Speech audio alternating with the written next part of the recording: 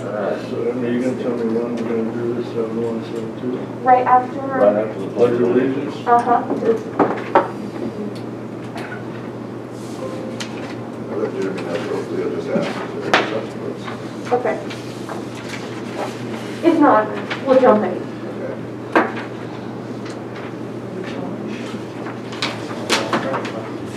Okay.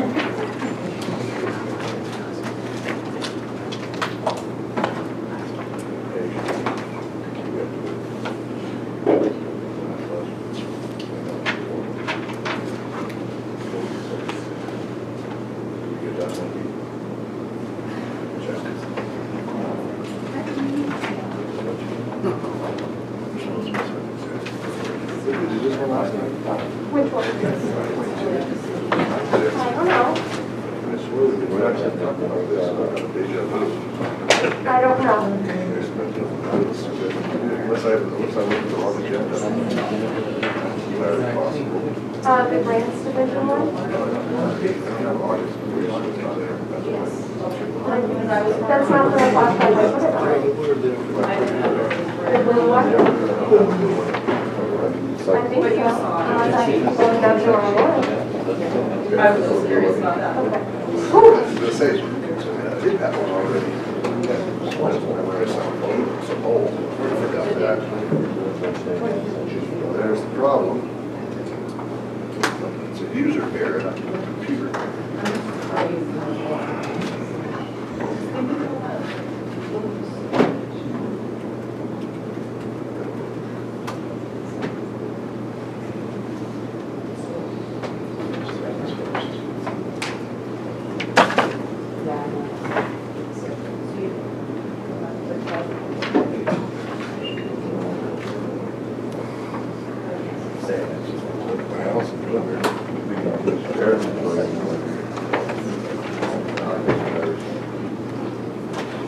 Okay, good. I don't have any on this one.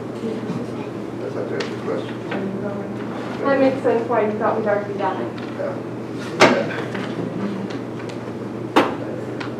She doesn't like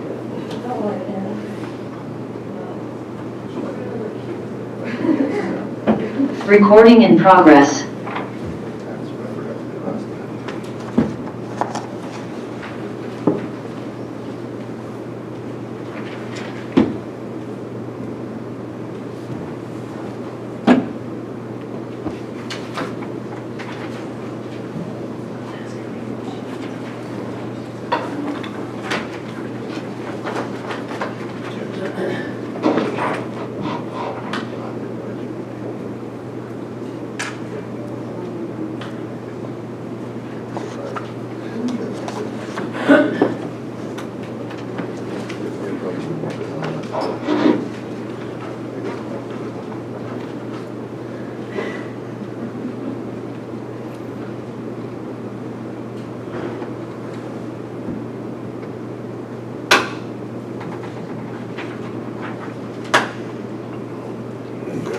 Audio will be muted, right?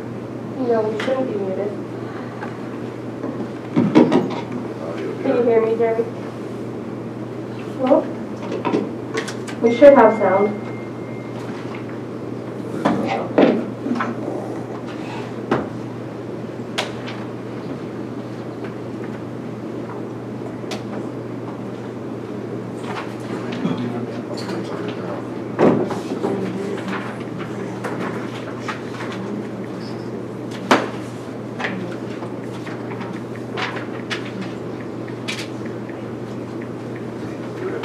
Should hear me on the line. Yes. In a tin can. Supervisor Brown, can you hear us? With an alias.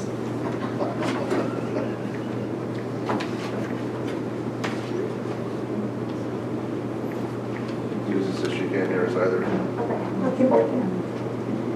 Jeremy says yeah, but I can't hear anything. Okay. I have some people who can hear us.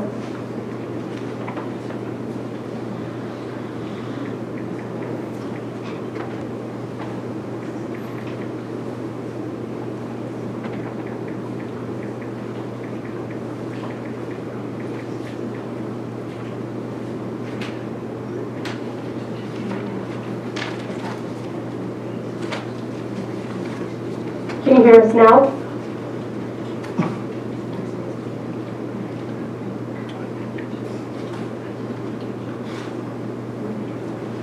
Just sound of Perfect.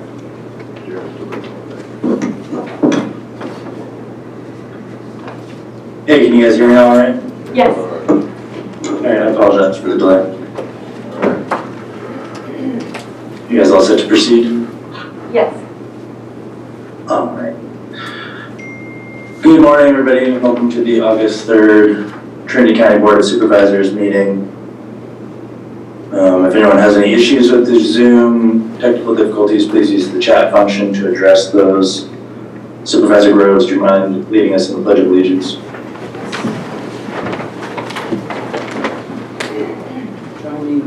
I pledge allegiance to the flag of the United States of America and to the republic for which it stands, one nation, under God, indivisible, with liberty and justice for all.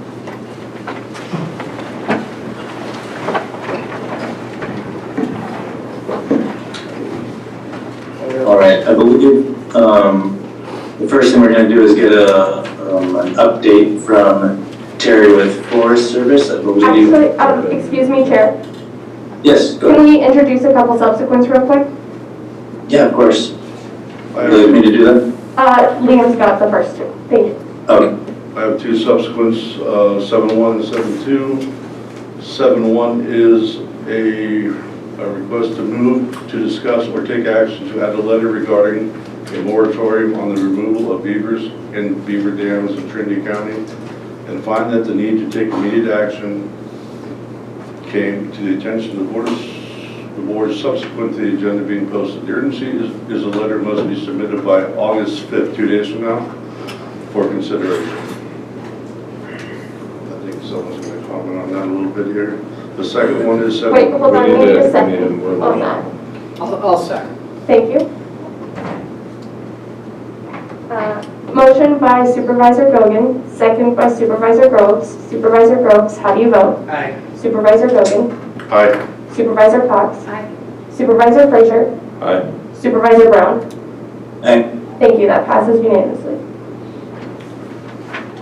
7-2, move to discuss and or take action to add a letter regarding drought assistance for Trinity County, and find that the need to take immediate action came to the attention of the board subsequent to the agenda being posted. The urgency is the drought conditions are worsening daily and residents are in need of aid. I'll second that. Motion by Supervisor Gogan, second by Supervisor Frazier. Supervisor Frazier, how do you vote? Aye. Supervisor Gogan. Aye. Supervisor Groves. Aye. Supervisor Cox. Aye. Supervisor Brown. Aye. Thank you, that passes unanimously as well. I have a subsequent 7.3, if I could, move to discuss and or take action to ratify the Director of Emergency Services proclamation and confirm the existence of a local emergency, and find that the need to take action came to the attention of the board subsequent to the agenda being posted. The urgency is that without confirmation, the proclamation will expire and the conditions are likely to continue. I'll second. Motion by Supervisor Cox, second by Supervisor Groves. Supervisor Groves, how do you vote? Aye. Supervisor Cox. Aye. Supervisor Gogan. Aye. Supervisor Frazier. Aye. Supervisor Brown. Aye. Thank you, that also passes unanimously.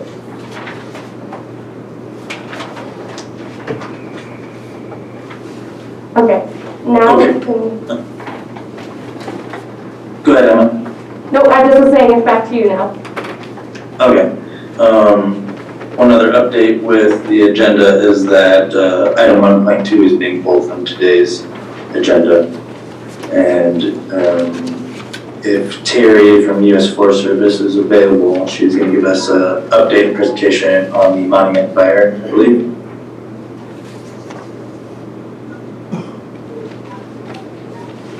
Good morning, can everyone, can everyone see and hear me okay? Yep, we have you Good loud and morning. Okay, so first of all, thank you for inviting me to speak with, I have such a tight window today. So A quick update on the monument fire is the fire is approximately 6,100 acre. Have two spot fires that are north of Highway 299. Those fires are, the first one is a 10-acre spot fire that's located a quarter mile east of Del Loma. We're working crews in there. We're trying to reestablish a dozer line that we had from the previous fire, and we're getting helicopter support. Their injury last night trying to attack that spot fire. The problem was the slope, so we had somebody go down on us all. We also have a 2-acre spot fire near Ice Creek. Accessibility is better on that spot where crews are working their way into that as well. Yesterday and last night the fire pushed west into the Canadian Creek drainage. Mandatory evacuations are currently in place, as you all know, for the communities of Big Bar and Del Loma and the residents in between. We are currently evaluating the trigger points for an evacuation warning and mandatory evacuation for Burnt Ranch.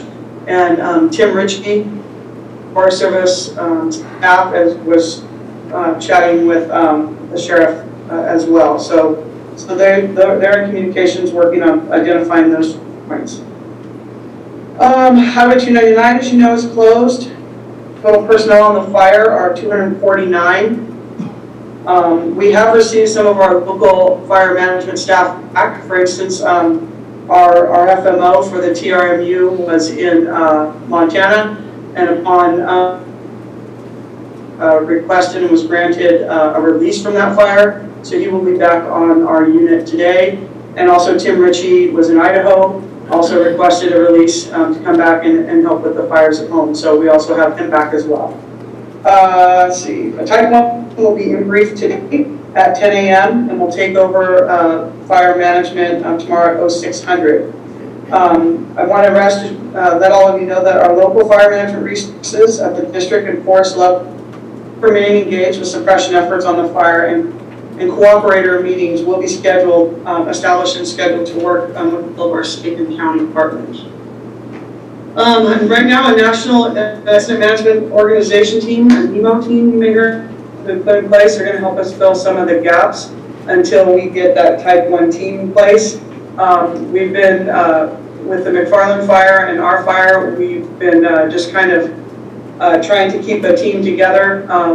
Everyone that would be doing other resource work on the TRMU has been helping with fire. All of our rec staff, everybody has been just helping with fire, whether it was on the lines, doing GIS work, getting lunches.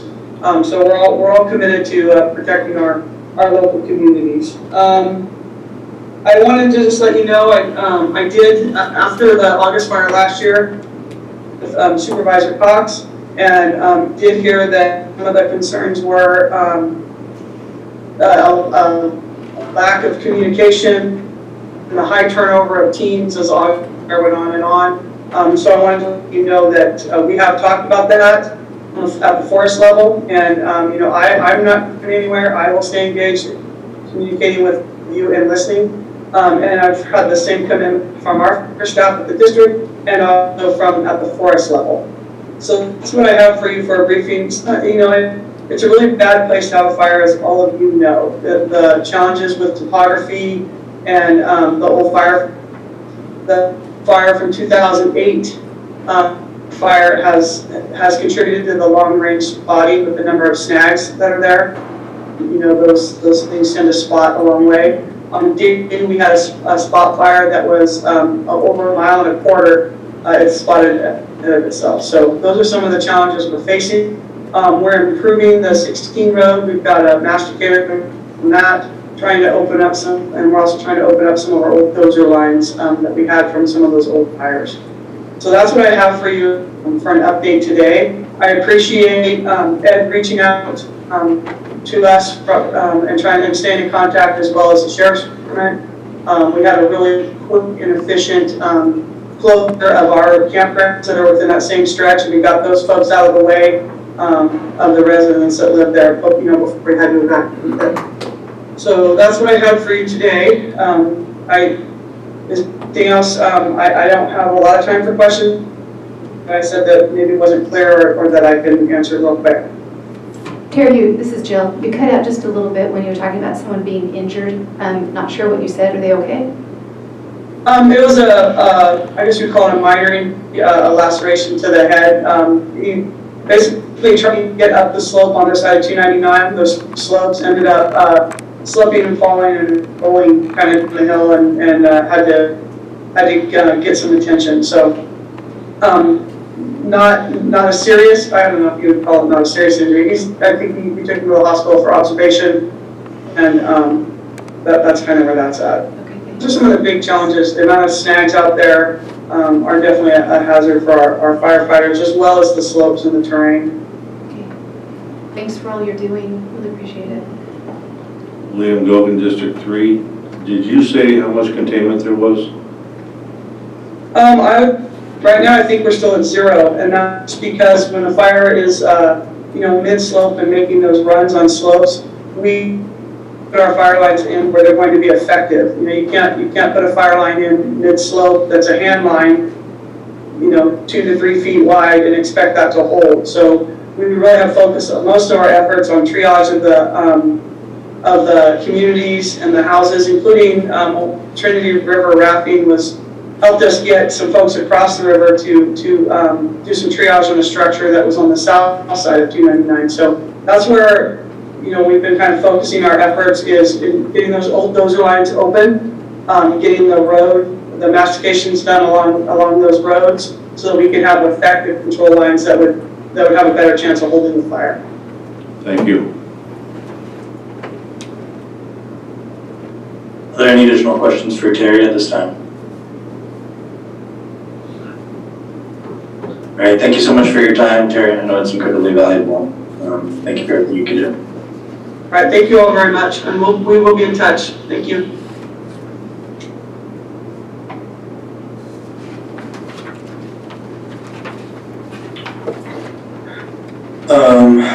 Okay, with that, we can go into our subsequent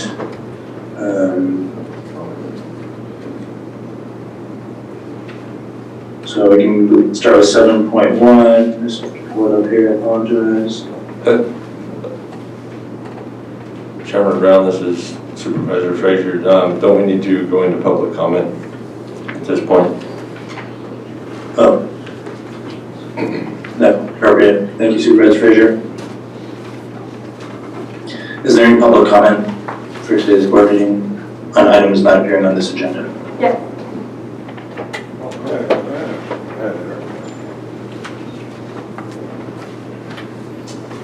Hi, Everett Harvey, Weaverville.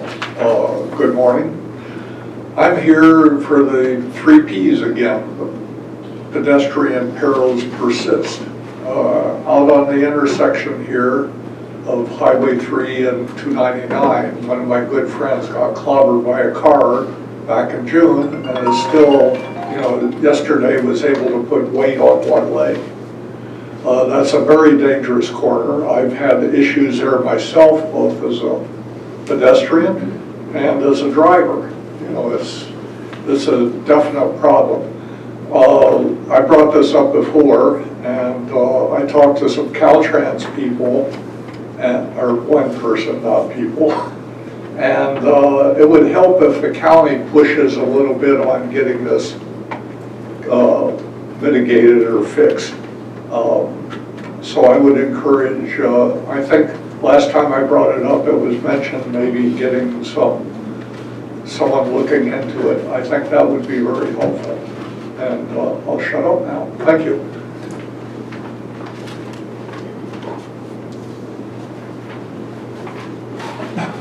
Terry Mines, Junction City. Just a brief update actually on the cannabis industry as a whole. I don't know if anybody's come in here and actually relayed what's going on in the industry. The industry is kind of regulating itself currently. It's, I would say, marketplace is coming back to shape. The production and all the counties, cities, and everything getting online has brought overproduction in a major way. Reality is finally going to come to Trinity and most of California. I would say this was an extremely time-sensitive industry to get involved into.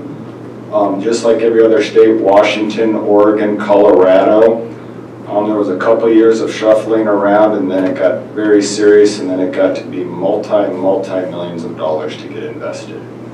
We're at the reckoning point now in our industry. It is going to happen this year without question. I'm talking the legal industry. I'm not aware of the other one anymore. I do know that the ones of the people here that have made it, that have licenses, that have actually gotten in, have a shot. I think the ones that haven't are in deep trouble. So I think most of the people in the county that haven't received all their licenses yet would be pretty much in dire need for everyone to try and get them to them. I think that there is tax revenue to be had by the county still.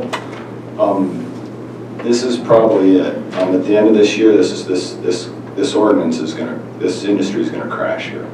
I'm not saying that lightly. It's going to. I wish I was wrong. I mean, but it's been 5 plus 6 years here, and just like every market, it's going to correct. And so, just keep in mind when you're making these decisions to quit kicking them down the road, even if they're not the decisions we want to hear. I think it's important that we're told them, because I doubt there's going to be any more investment into this county's future at all in the cannabis industry. I think that's pretty much done.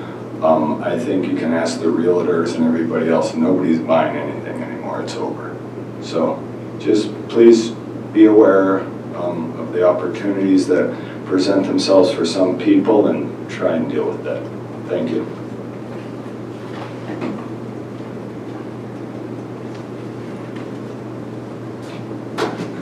Good morning, Dave DeLange, Douglas City. I'm a resident of Deer Lake Springs Road. I come to you, I wasn't sure if 7-1 was going to get heard today, but my public comment is on your agenda, 7.1 regarding beaver dam removals. Excuse me, yes. Public comment is just for items not on the agenda. Okay. If you'd like to comment on 7.1, you can do that when we have Okay, that. sorry, I wasn't sure. No, thank you. Thank you.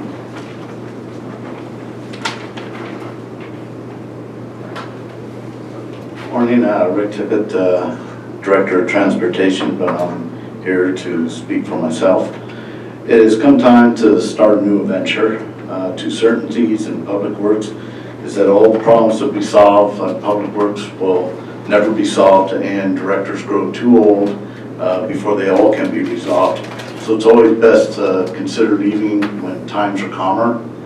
And with completion of the jail and my president year as CX that is concluded, began to consider what I do in my retirement years. Knowing that I wanted to remain focused within the field of Public Works, I considered a position at State College, Pennsylvania as Director of Public Works on the East Coast, or one that I would deal with forensics all over the United States. After considerable deliberation last week, I chose to go with forensics. It is something that's always fascinated me. As a matter of fact, my favorite TV show was Seconds from Disaster, if any of you guys remember that from the 90s. Anyways, where I could draw upon my experience and allow the flexibility to work full-time today, but start to draw down my hours as I get more into the retirement years. This means after 27 years of Public Works, it saddens me to notify you that I'll be leaving Trinity County Department of Transportation next month.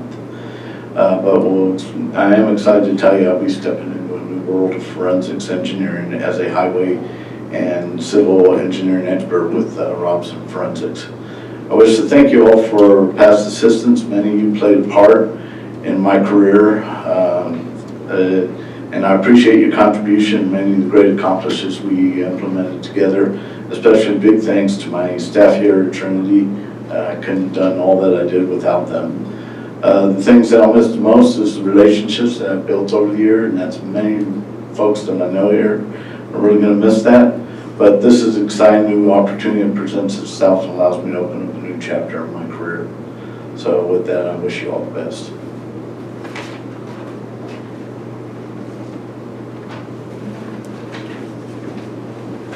Is there any other public comment within the room? Okay, seeing none, I'll go to Zoom comments. We have Larry Winter.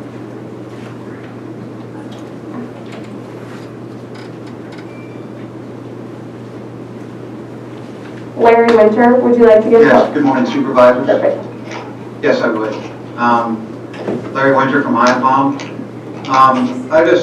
I want to bring to the board's attention I think a glaring fault that we have, unless I'm just unaware, and that's with discussions with the federal government concerning forest management policy. I've been a member of the Trinity Collaborative since its creation, and that we aren't discussing federal policy at all. Our congressman doesn't attend these meetings. He doesn't have a representative attending these meetings. And I want to give you an example, and I don't want to just pick out the Iapom project, but it's a classic example of what's going on. The Iapom project has been in the program of work since 2013 with the Forest Service. We finally got to be next in line, and they presented a scoping proposal on September 11th, 2020, and then the August fire took over. And as you heard earlier, how our local resources in the Forest Service go to help fight fires, which they should be doing, but then that puts a pause on any projects that would help proactively prevent these or mitigate these disasters that we see year after year.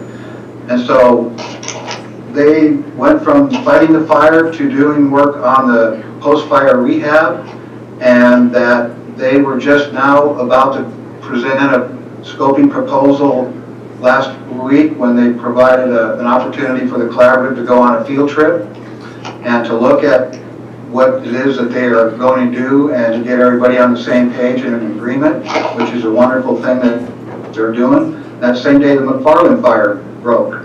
And so now they're pulling their resources from the rehab from last year's fire to fight this year's fire.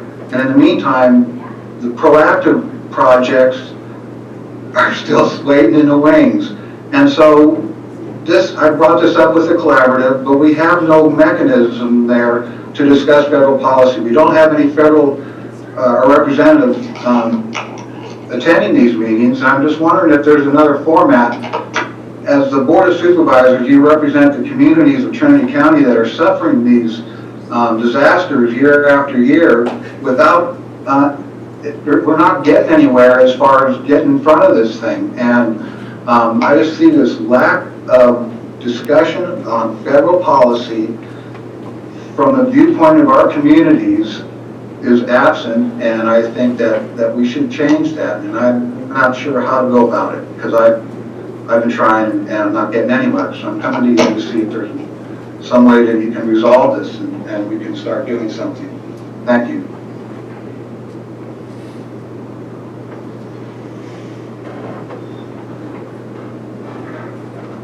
Do we have any other public comments on Zoom? Seeing none, I believe that is. Do we have Chris on the line? Okay, Chris Lotzi, if you're on the line, now would be a great time for that McFarland fire update, please. Great. Yeah, just so everybody, for everybody there, there are two, well, there's actually more than two, but there's two district rangers on the Trinity County. There's two district rangers on the Shots Trinity National Forest, Trinity County. So Tara, who you just saw, covers the old Big Bar and Verville district, cover the Hay Fork district and the Yoloville district in Latina, which is where I am right now. Probably you can't see terribly well, but pretty foggy out here. It's pretty, not foggy, it's really smoky out here. We're about 185 parts per million air quality, right? Parts per million of particulates. So it's pretty smoky over here, and I wanted to talk, I was asked to speak about McFarland fire. Currently, the McFarland fire is 15,925 acres. It's 5% contained, and we've got 479 personnel.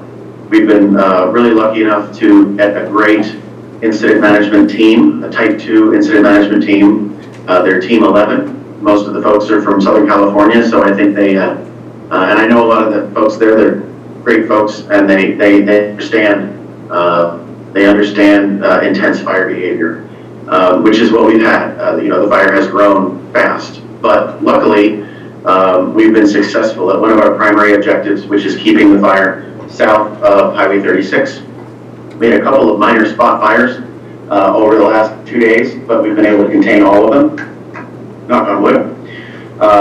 The goal, the objectives of the incident right now to keep the fire south of 36, keep it west of the Basin Gulch campground and the Begum Gorge and the Harrison Gulch area, north of the August fire. Well, the August fire is actually going to be hopefully a great feature on the landscape to help the southern and western spread.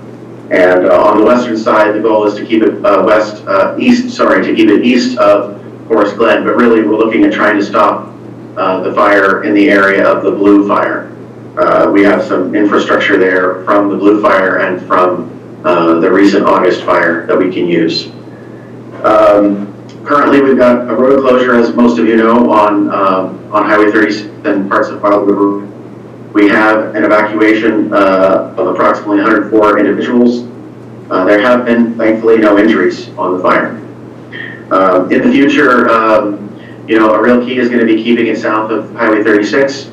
Today, we expect some hotter and drier weather, so it's going to be for the next 24 hours. Wind shifts are possible in the future, but not currently predicted. I'd like to provide for you in the chat box, and for anyone who's watching, I'd like to provide an InstaWeb link. I really encourage anyone who wants information on the fire to go to the InstaWeb webpage and get information on the fire, and I'll drop it in the chat box after I'm done. I'd also like to, on behalf of Rachel Berkey, who is the agency administrator, I'm the agency administrator representative for the McFarland fire, and Tara, I believe, is the agency administrative representative for the Monument fire. We'd like to invite you to our cooperators meetings. If you are available, after the meeting, I can give you information about how to get on that list. We are somewhat ahead, so I can't speak about the Monument fire and what they're doing, because I know that they are just now getting their incident management team for the Monument fire. The McFarland started a little sooner, so as a little older, so we've had time to transition to an incident management team. I anticipate that when the Monument fire gets going, when the team comes in, then you'll be able to get some information from Tara. So if you have any questions, I'm happy to answer them. Like I said, I'm right here in Harrison Gulch, and it is smoky, but that's good because that means there's an inversion layer right now, which is good. It's keeping the fire growth down until that lifts. So are there any questions about? Thank you for the update, Chris. Board.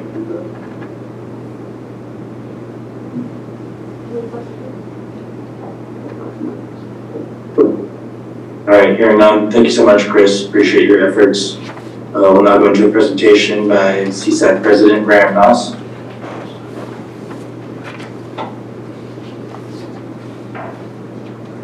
Good morning.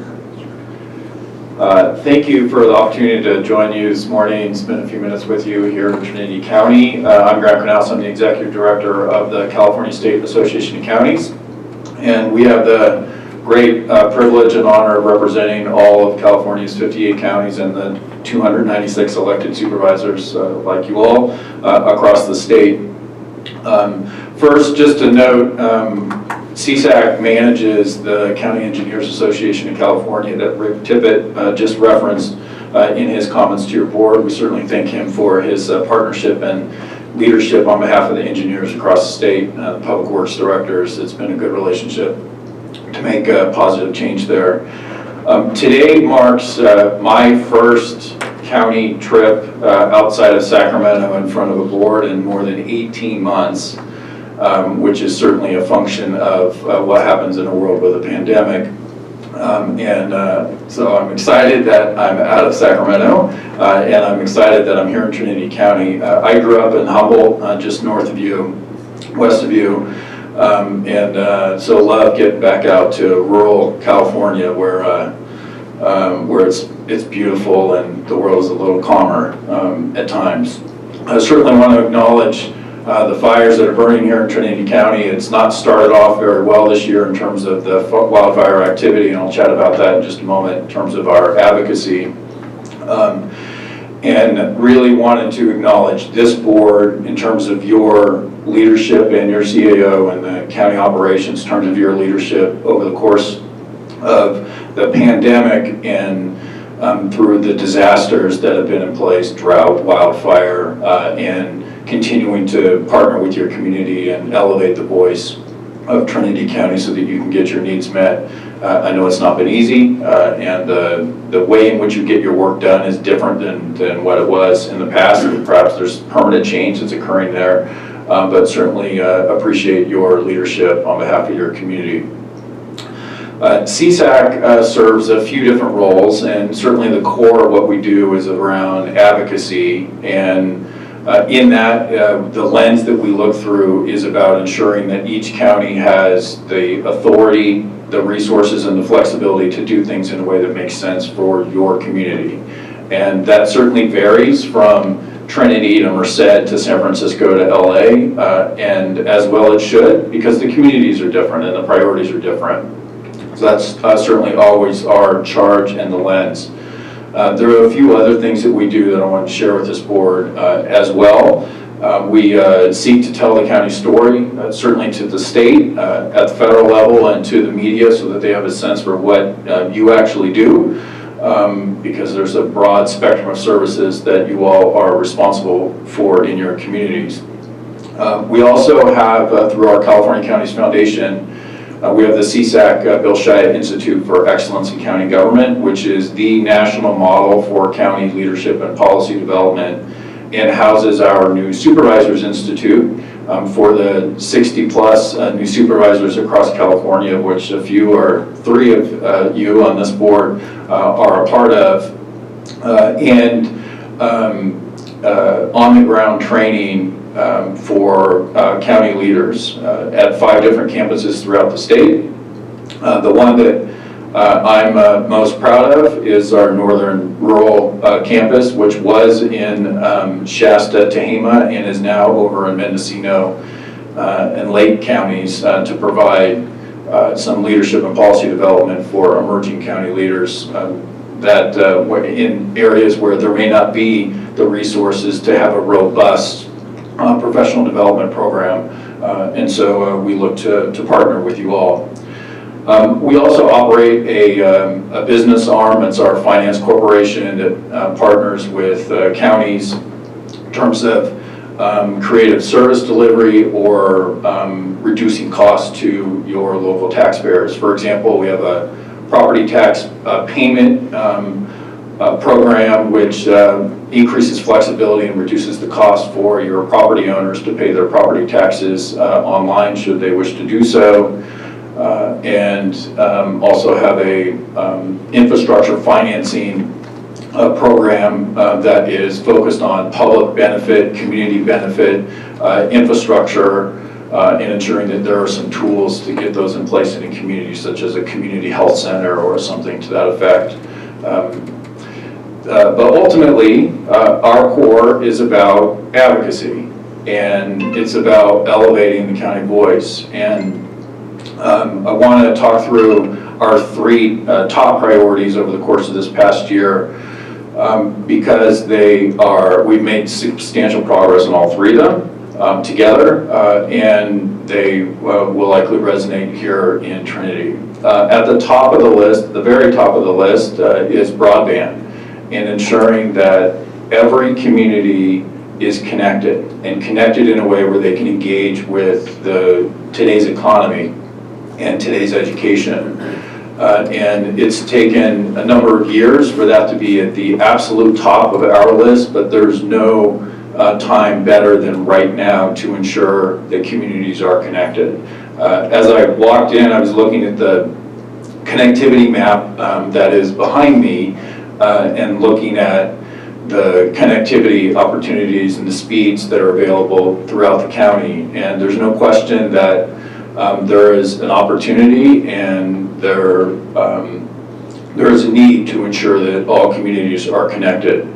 And so we're fortunate that through a broad coalition and a substantial amount of advocacy that has been done throughout all counties at the state level, that there's a $6 billion investment in broadband in California this year. That takes the form, and it takes two different forms. The first is to build a middle mile network throughout the state, which is sort of the highway system for high-speed internet. That's critically important to ensure that communities that are not connected at all at least there's an on-ramp that exists there, but also to create a real marketplace of competition so that the cost to access broadband is accessible for far more people. In California, of our 40 million residents, 15 live in a place where there is a broadband monopoly. There is no choice, and that needs to change to ensure that folks have real access. And so there's over $3 billion that's specifically related to the creation of that. There's $2 billion that's specifically related to the last mile, which is sort of the streets and roads portion that gets from the hub of the middle mile network to households. And that investment assists with the more than 1 million people in California that have absolutely no broadband access at all. This is the moment in order to make change here. And so it's awesome to get to a place where there's that level of recognition and state investment into it. But there is an awful lot of work that needs to be done to ensure that it happens and it is real and that connectivity will occur. And so we will need to together work through that over the coming years. At the moment where we're probably chopping off 5, 7, 10 years in terms of a timeline to get broadband into communities. And so that's powerful, but it's only powerful if it gets done. And so we'll move to that portion of it. And so we're seeking to ensure that there is county representation as part of that, the state level workforce or working group that is going to be responsible for that. That will include the administration, the legislature, and others. Our first Vice President, Supervisor Ed Valenzuela from Siskiyou, has been a huge driver in ensuring that that's at the top of our list in terms of our priorities, and making sure that rural counties are well represented and have a strong voice across the state in our organization and in our advocacy. The second priority I want to chat about is resiliency, which really connects up with drought and wildfire, two things that certainly have significant impact here in Trinity County. On the drought side of the house, I know the Klamath River watershed is certainly part of the state's declaration that includes Trinity. There's over $700 million that's in the budget that we were advocating for collectively to assist in tackling the drought. However, the way it is structured, it's not clear exactly where that money is going to go, which is why this week our team is meeting with state leaders and connecting with the State Water Board and the administration to ensure that there's clarity about where those dollars are going, and they're going to a place that's actually going to have a benefit in communities that are suffering from drought. There's another tool, the California Disaster Assistance Act, that's been in place and has been used in the past, such as the 2014 drought, specifically to help communities. And at the moment, that has not been triggered, and so we're advocating that that should be triggered, given the severity of the drought in so many communities throughout the state. We have been successful in increasing the amount of money that is available to the degree that that gets triggered, although that is also used for wildfire, which, as you know, can suck up a lot of resources in a hurry, given the how quickly and costly it can be to tackle wildfire and rebuilding.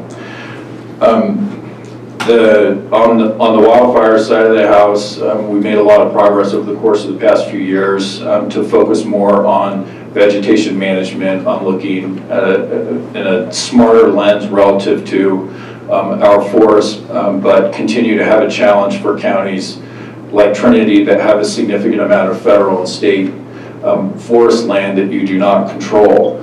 And so this is there's a federal role, a state role, and there's a local role in this. And so we've been pushing certainly at the federal level and at the state level to ensure that investments are put in place to better protect communities on the front end and deal with the reality that fires are becoming more prevalent and more devastating at the same time in so many parts of the state.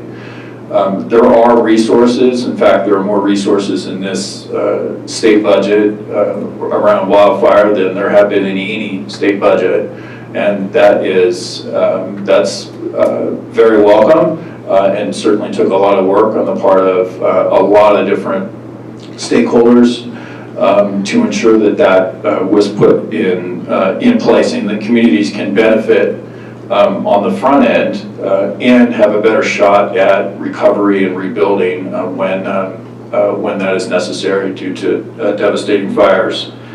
The last priority I wanted to reference is homelessness, which we've been immersed in for the past couple of years. And want to ensure that there are resources available to counties, to cities, to local communities in order to make progress there. There's in the ballpark of $4 billion specifically dedicated to homelessness this year.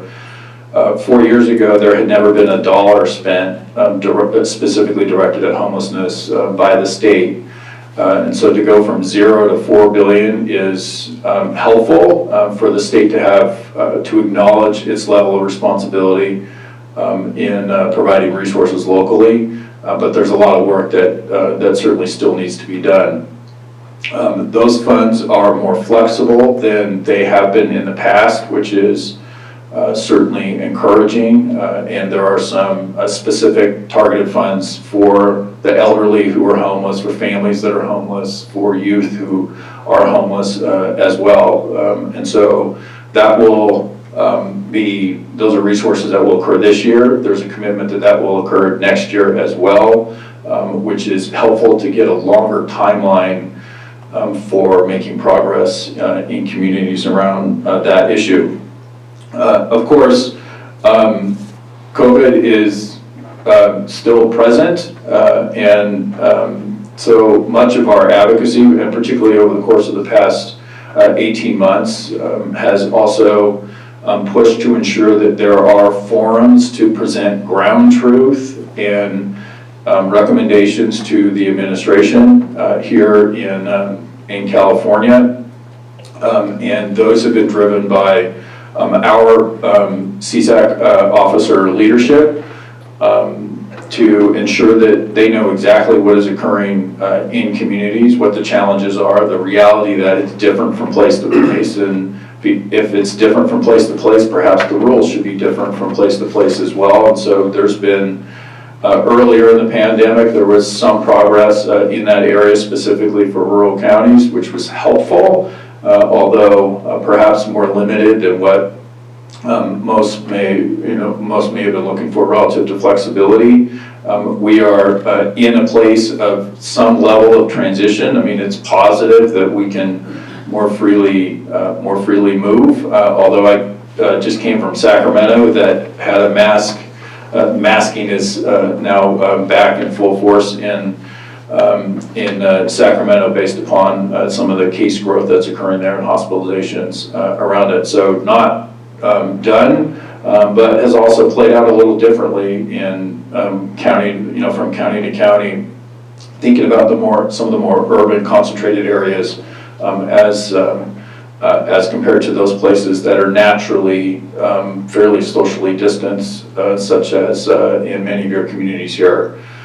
So certainly staying connected as much as we can with our state colleagues so that they know we can reality check what's actually occurring in direction that may make sense for communities as we work through that. Having said that, I referenced the new Supervisors Institute that is occurring next week. We also have our first in-person executive committee meeting since February of 2020. So looking forward to pulling folks together for that, and a regional meeting on homelessness that will occur in Sacramento as well.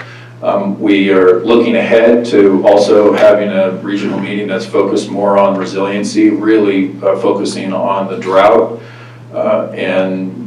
So we'll certainly be communicating with your board and your CAO around that as we kind of move closer to that.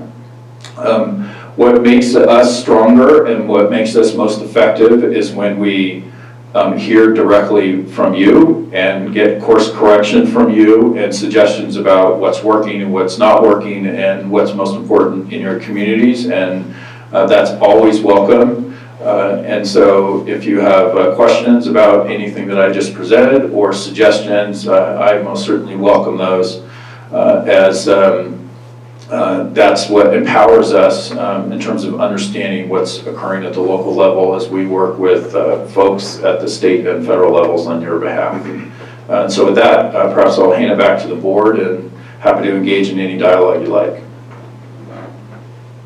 Are there any questions from the board? Please proceed as you're welcome. Okay, I'll start off. So, thank you, Graham, for everything that you do for us. Without CSAC, this county would really have no representation because we can't afford to have lobbyists and that sort of thing. I appreciate your three priorities there. One thing that I think is important from my standpoint is there's two issues that we really don't get heard on very well in all the rural areas. And one is the fires. The Sacramento seems to want to do something about the fires issues in the homes that are being burned up in the state in the past 4 years. But it seems to me we're fighting off them throwing the baby out with the bathwater here, and many of their proposals have been in the situation that would just shut our county down. And as you saw our agenda today, that we have a letter to Senator McGuire about his SB 12, excuse me, which is probably one of the milder versions. So I think it's, we really look to you guys to help in RCRC to help us not just get overwhelmed by these fast tracks. 100% of our county is in the wildland danger zone, and 76 or 77% of our county is owned by the Forest Service. So we don't have a lot of flexibility in what we can do here, and we don't have the resources to put together grand plans, since our general plan is 42 years old. Our safety plan is a little better than that, but so I think that's somehow getting that voice heard that these plans might be effective plans. I have no idea elsewhere, but they're just overwhelming to us. So with that, there's not a real ask there, but just to keep you informed. And the other is what our view, or my view is anyway, the total lack of interest that the state has done in cannabis. And I know it might seem to be something that they think they're being interested in, but through the voters and the state and the lack of action in the state has just devastated this county. And when it seems there's a lot of elected officials in Sacramento that just don't care. When you say, hey, we have a cannabis problem, they say, you want a truckload of Doritos? That sort of attitude doesn't play well here, because the county's been devastated and changed forever, and there's been change. Some would claim for good, a lot would claim for bad. But besides the legal process, our legal growers not being able to function well, and the county plays a part in that also, but the lack of enforcement of the illegal grows, that it's above anything we can do. If you have a county of 12,000 people and 3,000 or 4,000 are doing illegal activity, what do you do? And when we look at this time of water and water crisis right now, we don't even have the authority or the resources to go out and stop. People driving water trucks making a pretty good living around here, but literally thousands of trips daily getting water from God knows where. And besides all the other collateral damage that's happened in this, and we look to the state, and in a lot of views, it's just, you almost get laughed at, that it's not a big deal, and to people in this county, it's a huge deal. And so I don't know how we change the attitude in Sacramento about this. I don't know how we get them to realize if this was Halliburton digging oil here, there would be national protests. If any other industry was here doing the environmental damage, or we'll just say damage, it would be a big deal, and it just seems to be overlooked. The labor board doesn't come here and bust anybody. I mean, if you have 5,000 workers that aren't getting your workman comp paid or stuff deducted, I mean, those are, we just look and are just in awe of how nobody seems to care. When was the last time that tax and fee came and audited, any of these guys, legal or illegal? Anyway, I'm throwing out a bunch of different issues, but somehow the state needs to step up. And one of our problems is not just money. We appreciate the $3 million or whatever we're going to get to work on the CEQA side of our process, and that's very welcome. But in this day and age, just throwing money doesn't help, because there's still nobody to hire to do these issues. And so we need resources, just not cash. So anyway, we can talk later about this issue, but for the people of Trinity, this is a monstrous issue that we need help on. Supervisor Groves, if I may, just very briefly, cannabis is a huge issue, certainly statewide, but there are pockets where it's a much larger issue than it is in other places, and this is most certainly one of them. It's perhaps once a generation, if that, where there's an entirely new public policy area, and this is it for us in terms of cannabis. And Proposition 64 certainly changed what the landscape is in terms of illegal versus legal structures and what's in place. And it's probably a 10-year process to work through that and course correct, and it's happening at multiple levels. So you're living it here on the ground. The state will always be behind you, lagging in that, because it's not on the same level of scale in a number of different parts of the state, and we're continuing to try to push to ensure that there's greater levels of flexibility that are attached to it. It's challenging. There's no question it's challenging. In some ways, there's a dynamic in around cannabis that's similar to the dynamic that was around broadband, which is that there are areas where it is a monstrous issue. You can't get through the day without having an interaction around it or having to deal with policy or what's happening on the ground or enforcement or what have you. And then there are other parts of the state where it's on the list somewhere, but it's not nearly, it's not nearly as substantial an issue. And having that play out in a legislature that has, I think they did about a third of the work that they would normally do because of the pandemic changing things, it's really hard to keep it on the radar. We're fortunate in that we were able to leverage, we were able to leverage the pandemic in terms of connectivity because there was greater awareness around it in order to make progress there. Cannabis is way more complicated in terms of how it may play out locally, where there are interests that move in different directions, and so it's an extremely tough battle. Our team is actively engaged and having conversations on a regular basis around it, and the state has been moving towards a more consolidated approach there, and I'm not sure that's going to improve things or not, but essentially creating a large state umbrella under which all cannabis-related things would occur. Some of that will restrict what you can do in terms of your own local authority.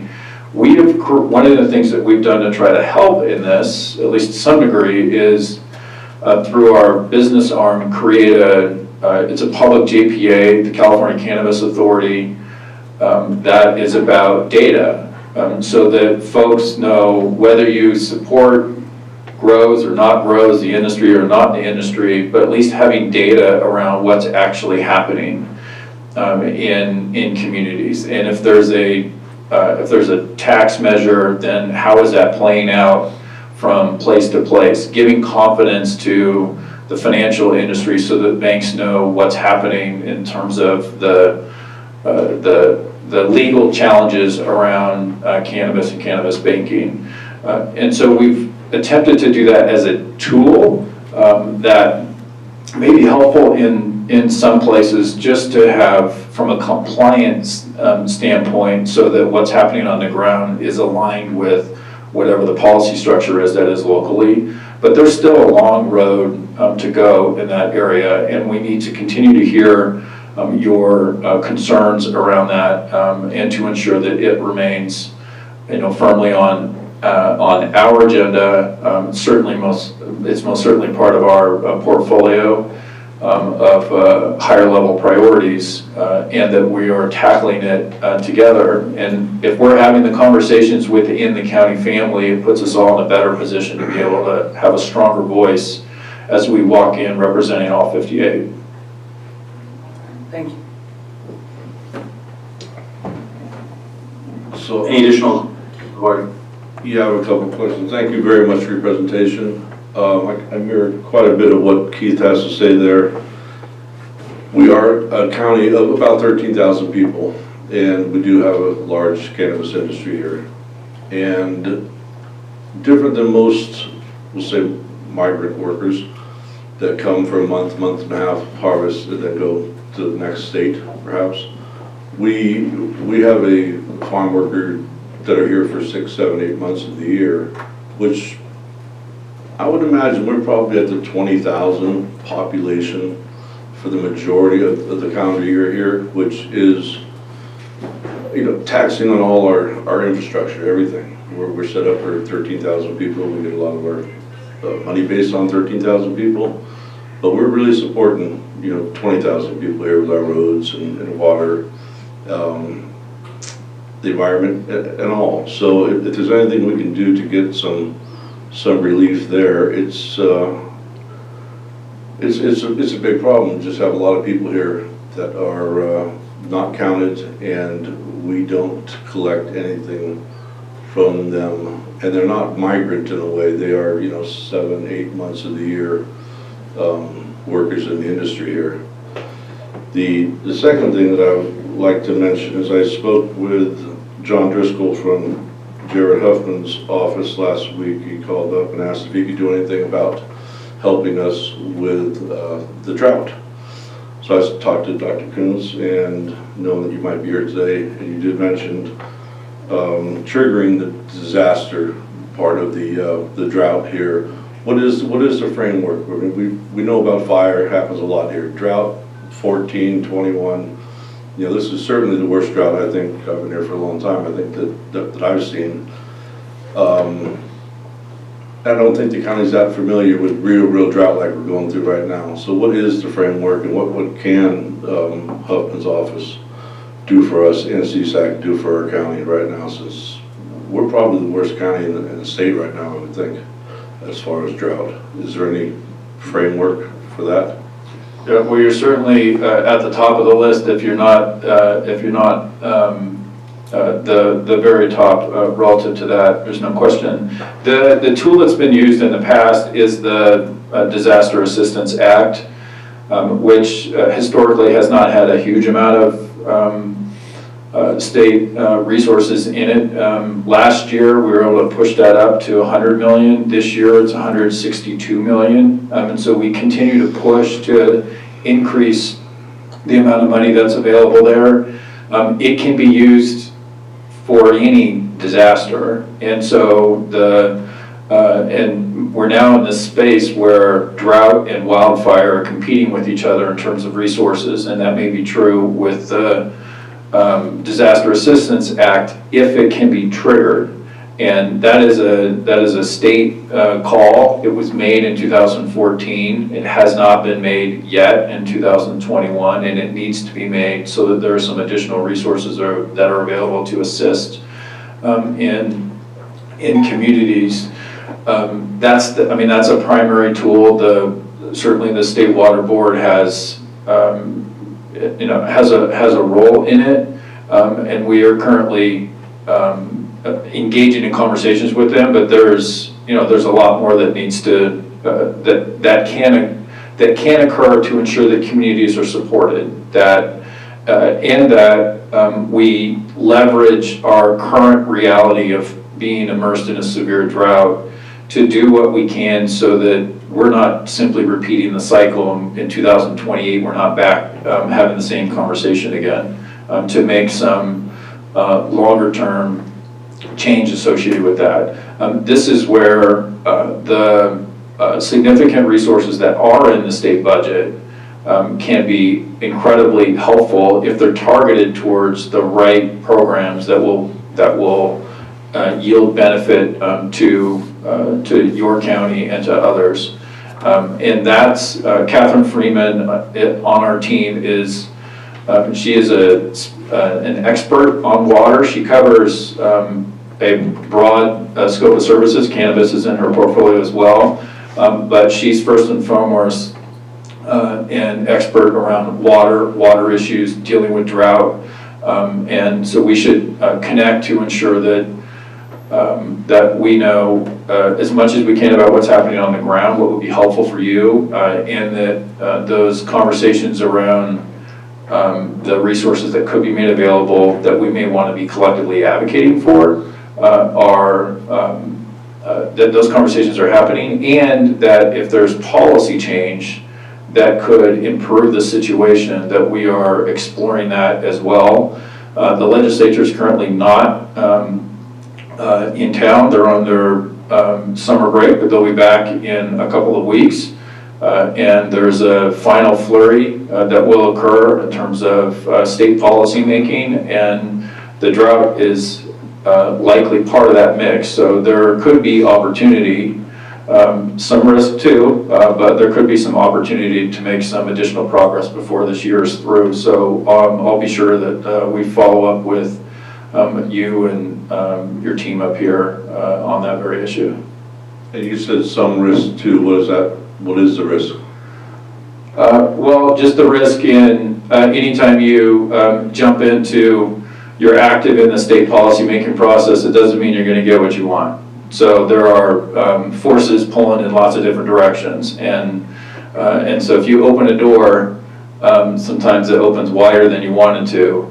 And so we just need to be cautious as we move down a policy making or a policy oriented path to ensure that we're all working to benefit the interests of your community in a time where there's such a severe drought.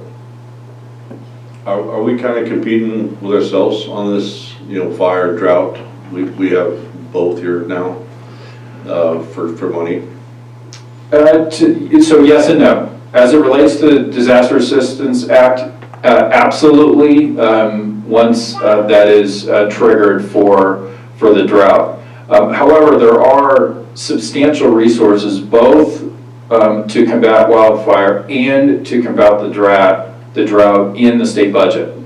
And so between the two, there's in the neighborhood of $2 billion in the state budget for the two different issues. So there's money that is carved out and is all about the drought, and money that is all about wildfire. So in some cases there's a competition, but there's a greater level of state investment in those two areas in this year than there has been in any prior year. So we have opportunity. There's certainly no question that there's a substantial need, but we have an opportunity as well to make some substantial progress and really get some help in terms of mitigating the impacts on your community and your residents. That would be great. I do thank you, and I hope we can trigger the drought disaster, because just knowing this community, I think that most of the people that aren't on municipal water here are out of water. That we just, creeks are dry, water table's gone down. It's getting bad, and it's the first week of August. We probably have 60 more days or so before we get measurable rain, and I was sure we haven't seen the worst of it yet. So kind of getting things going as quick as we can to be prepared for end of August, September. When it'll be just as bad, if not 10 times worse than now, would be great. So all you could do would be very, very helpful. Thank you. It doesn't look like Dan has anything. I don't have any specific questions for you at this time. I just want to really thank you for traveling here to be with us in person. I have appreciated CSAC's training thus far, and more to come, and your work and the work of others to create that program for people to be able to engage not only in the training, but with each other, to meet others. And I've appreciated that, and again, look forward to more of that. So thank you for traveling to be here with us in person. It's really different to see you here and engage with you personally rather than, not that technology isn't awesome, but this is really nice, so thank you. Pleasure to be here. Yeah, Graham, this is Supervisor Brown. I appreciate everything CSAC has done for the county and also for me. I was able to do many of those leadership classes across the state and was lucky enough to have some time with Bill himself and learn some of the lessons he thought were valuable for new supervisors, and I found it to be incredibly valuable, giving me a broad approach to this often complicated and complex, confusing job sometimes. So thank you so much. I really appreciate your time. Certainly. I do have one question real quick. I don't know I'm having a hard time framing it, but you were here, you heard the public comment from High and Palm about federal level policy, and I was wondering how much pull CSAC actually has when you are lobbying at the federal level, when you say we need policy change. Because especially in my district, most of my district is, well, most of our county is national forest. And what can CSAC do to try to push toward more local control of our national forests, where the people who are making the decisions have never been here? They don't know what's going on in our county. They don't know the effects of these wildfires except what they see on the news. And is there any way that CSAC can push that? Where it's like we need to have our local Forest Service people making the decisions here And how can you push that at the federal level? It's a good question.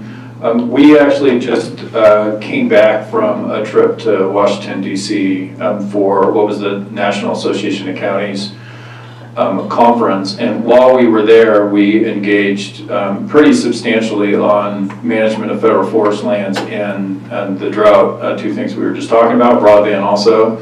And so we met with the White House, we met with the U.S. Forest Service, the outgoing director, and then connected with the incoming director in one of our meetings to ensure that there's some presence and understanding of the world out west, which is different. We're very active with what's known as the Western Interstate Region, which is the 15 states on the west, primarily focusing on federal lands issues, a lot of BLM related issues, U.S. Forest Service, Department of Interior, really ensuring that there's a strong partnership and connection there so that folks know what's happening.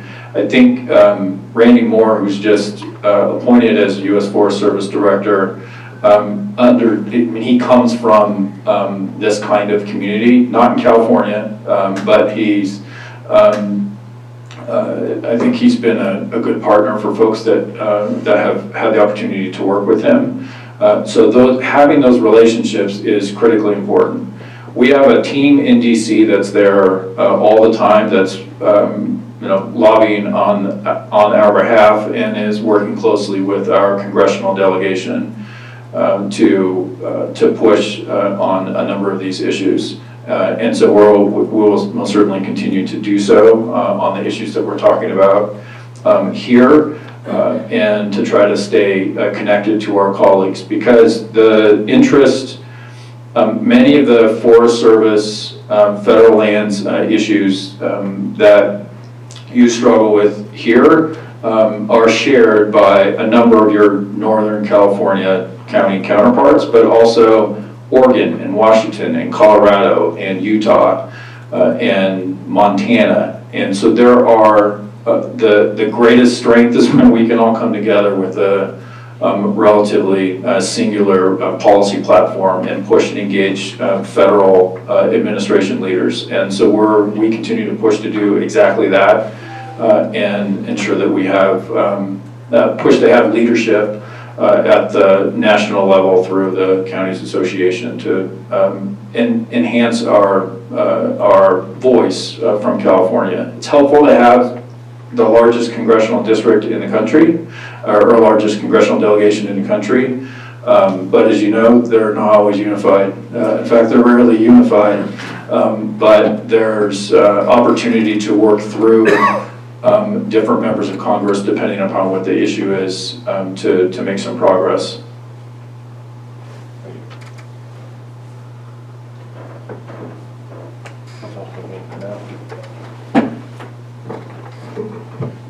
All right, well, thank you so much, Graham, for your time and dedication. We really appreciate it. Great, thank you all very much.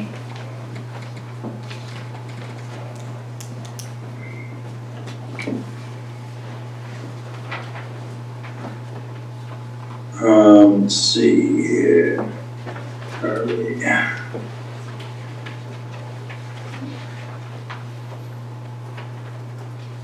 All right, next we are going to go into the consent calendar. These items include routine, non-controversial items and will be acted upon the board by one roll call motion. If a member of the public has any questions or comments on an item on the consent calendar, they may provide them now. A member of the board or staff may request an item be pulled and considered separately. Are there any items wishing to be pulled or considered separately from the board? All right. Hearing none, I'd entertain a motion on the consent calendar. I'll move to accept the consent calendar as presented. I'll second. All right. All right, thank you. Are you ready for me to pull the board, Chair? We know it. Go ahead, please. Okay. Motion by Supervisor Frazier, second by Supervisor Groves. Supervisor Groves, how do you vote? Aye. Supervisor Frazier. Aye. Supervisor Cox. Aye. Supervisor Gogan. Aye. Supervisor Brown? Aye. Thank you. Passes unanimously. Thank you, Emma. All right, we can go into reports and announcements. Item 4.1, report from department heads. Go We ahead. have our public hearings, I think you skipped. Oh, I'm sorry, I scrolled right past that. 10 a.m., public hearings, grants. Item 3.1, conduct a public hearing together, input on CDBG program income applications for an ADA upgrade to a public facility in Hayfork and facility improvements at a public facility in Weaverville, and adopt a resolution authorizing the county administrative officer or the grants coordinator to submit 2 program income grant applications under the 2020-2021 state CDBG funding program and sign any grant agreements, amendments, or any other documents necessary if awarded. No impact to the general fund, $97,860 from existing CDBG program income to cover the public facilities project. Good morning, everybody. Susie Cockums, the county's grants coordinator, with you again today to speak about CDBG program income projects. Today we have for our public hearing 2 projects. They are both public facility projects. One is in Hayfork at the Human Response Network at their facility, making ADA upgrades for accessibility. Persons can get into the facility if they have mobility issues. The other public facility project is at the Golden Age Center. That is a project whereby we would like to replace the roof and some kitchen equipment for preparing meals. In the dollar amounts on the resolution in front of you today are the project costs as well as general admin and activity delivery costs, all built into that lump sum. Once these projects are completed and the plethora of other CDBG projects which have already been presented to you and are somewhere in the either approval or implementation process, we will have remaining about $100,000 that we will need to spend no later than June of 2022. Otherwise, the state will be taking back program income dollars and redistributing it through a competitive process. And we would like to spend that money down so that we don't have to compete for dollars that should be our own to begin with. So the public hearing today is for people to provide input to the potential for these 2 projects before I implement the application into the electronic system. And so I'm hoping we can have that public hearing to gather any input that the community might have. Any questions for Susie?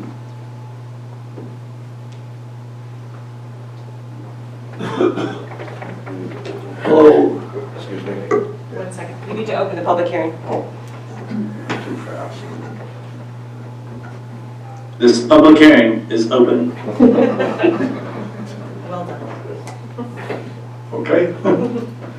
Everett Harvey, Weaverville. I'm also on the board of the Golden Age Center, so I'm biased.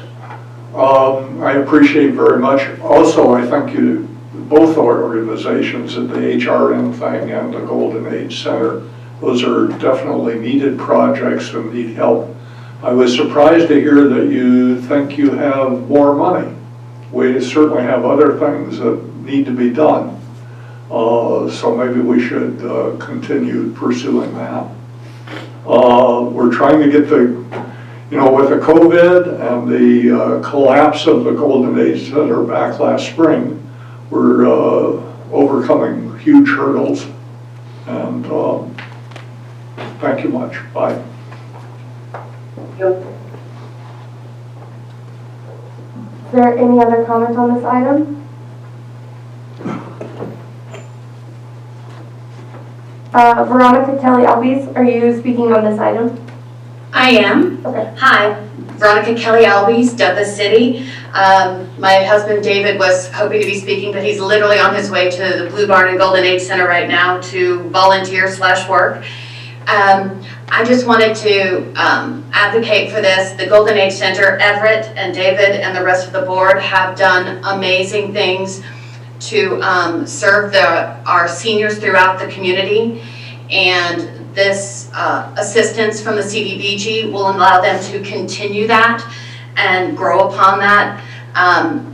The board members and the volunteers for both the Golden Age Center and the Blue Barn have a passion and a commitment to the seniors of our community, and this would definitely help them continue that. And they've done amazing things. They picked up, moved things forward through a pandemic, and I know that you guys have supported them. Jill has had the opportunity to speak with them, and Liam and several others, I believe. But I just wanted to advocate for this and tell Susie thank you very much for assisting them with this.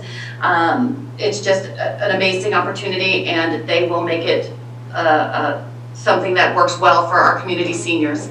So thank you very much.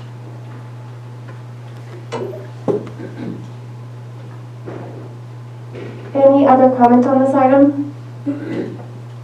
We have no movement in the room and nothing on Zoom. All right. With that, suppose we would entertain a motion. Close public hearing. You want to close the public hearing? It is my will to close the public hearing. The public hearing is closed. So, I thought the motion, this was coming back at a later date with all the other issues. I believe the request is that you approve a resolution allowing. And adopt, okay. Mm-hmm. All right. So I'll second. Emma, you know the routine? Motion by Supervisor Groves, second by Supervisor Cox. Supervisor Cox, how do you vote? Aye. Supervisor Groves. Aye.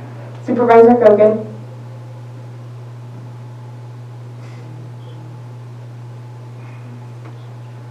Aye. Thank you. Supervisor Fraser. Aye. Supervisor Brown. Aye. Thank you. Passes unanimously.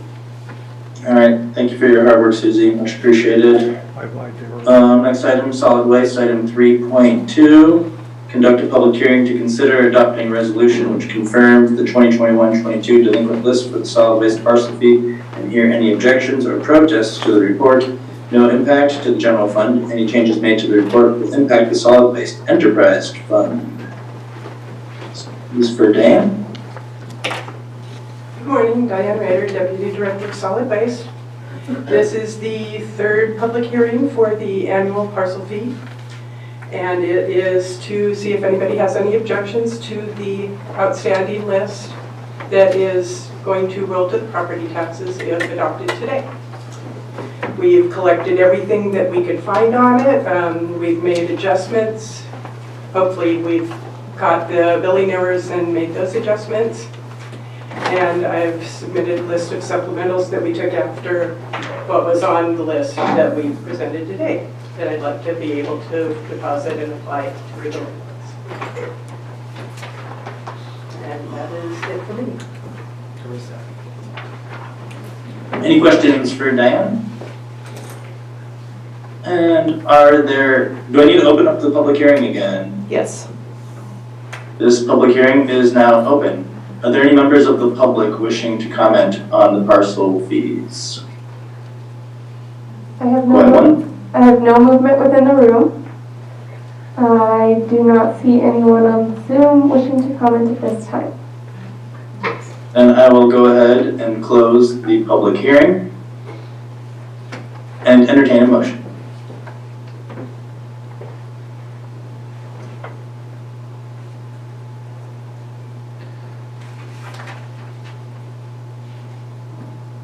I'll move to approve as presented. I'll second.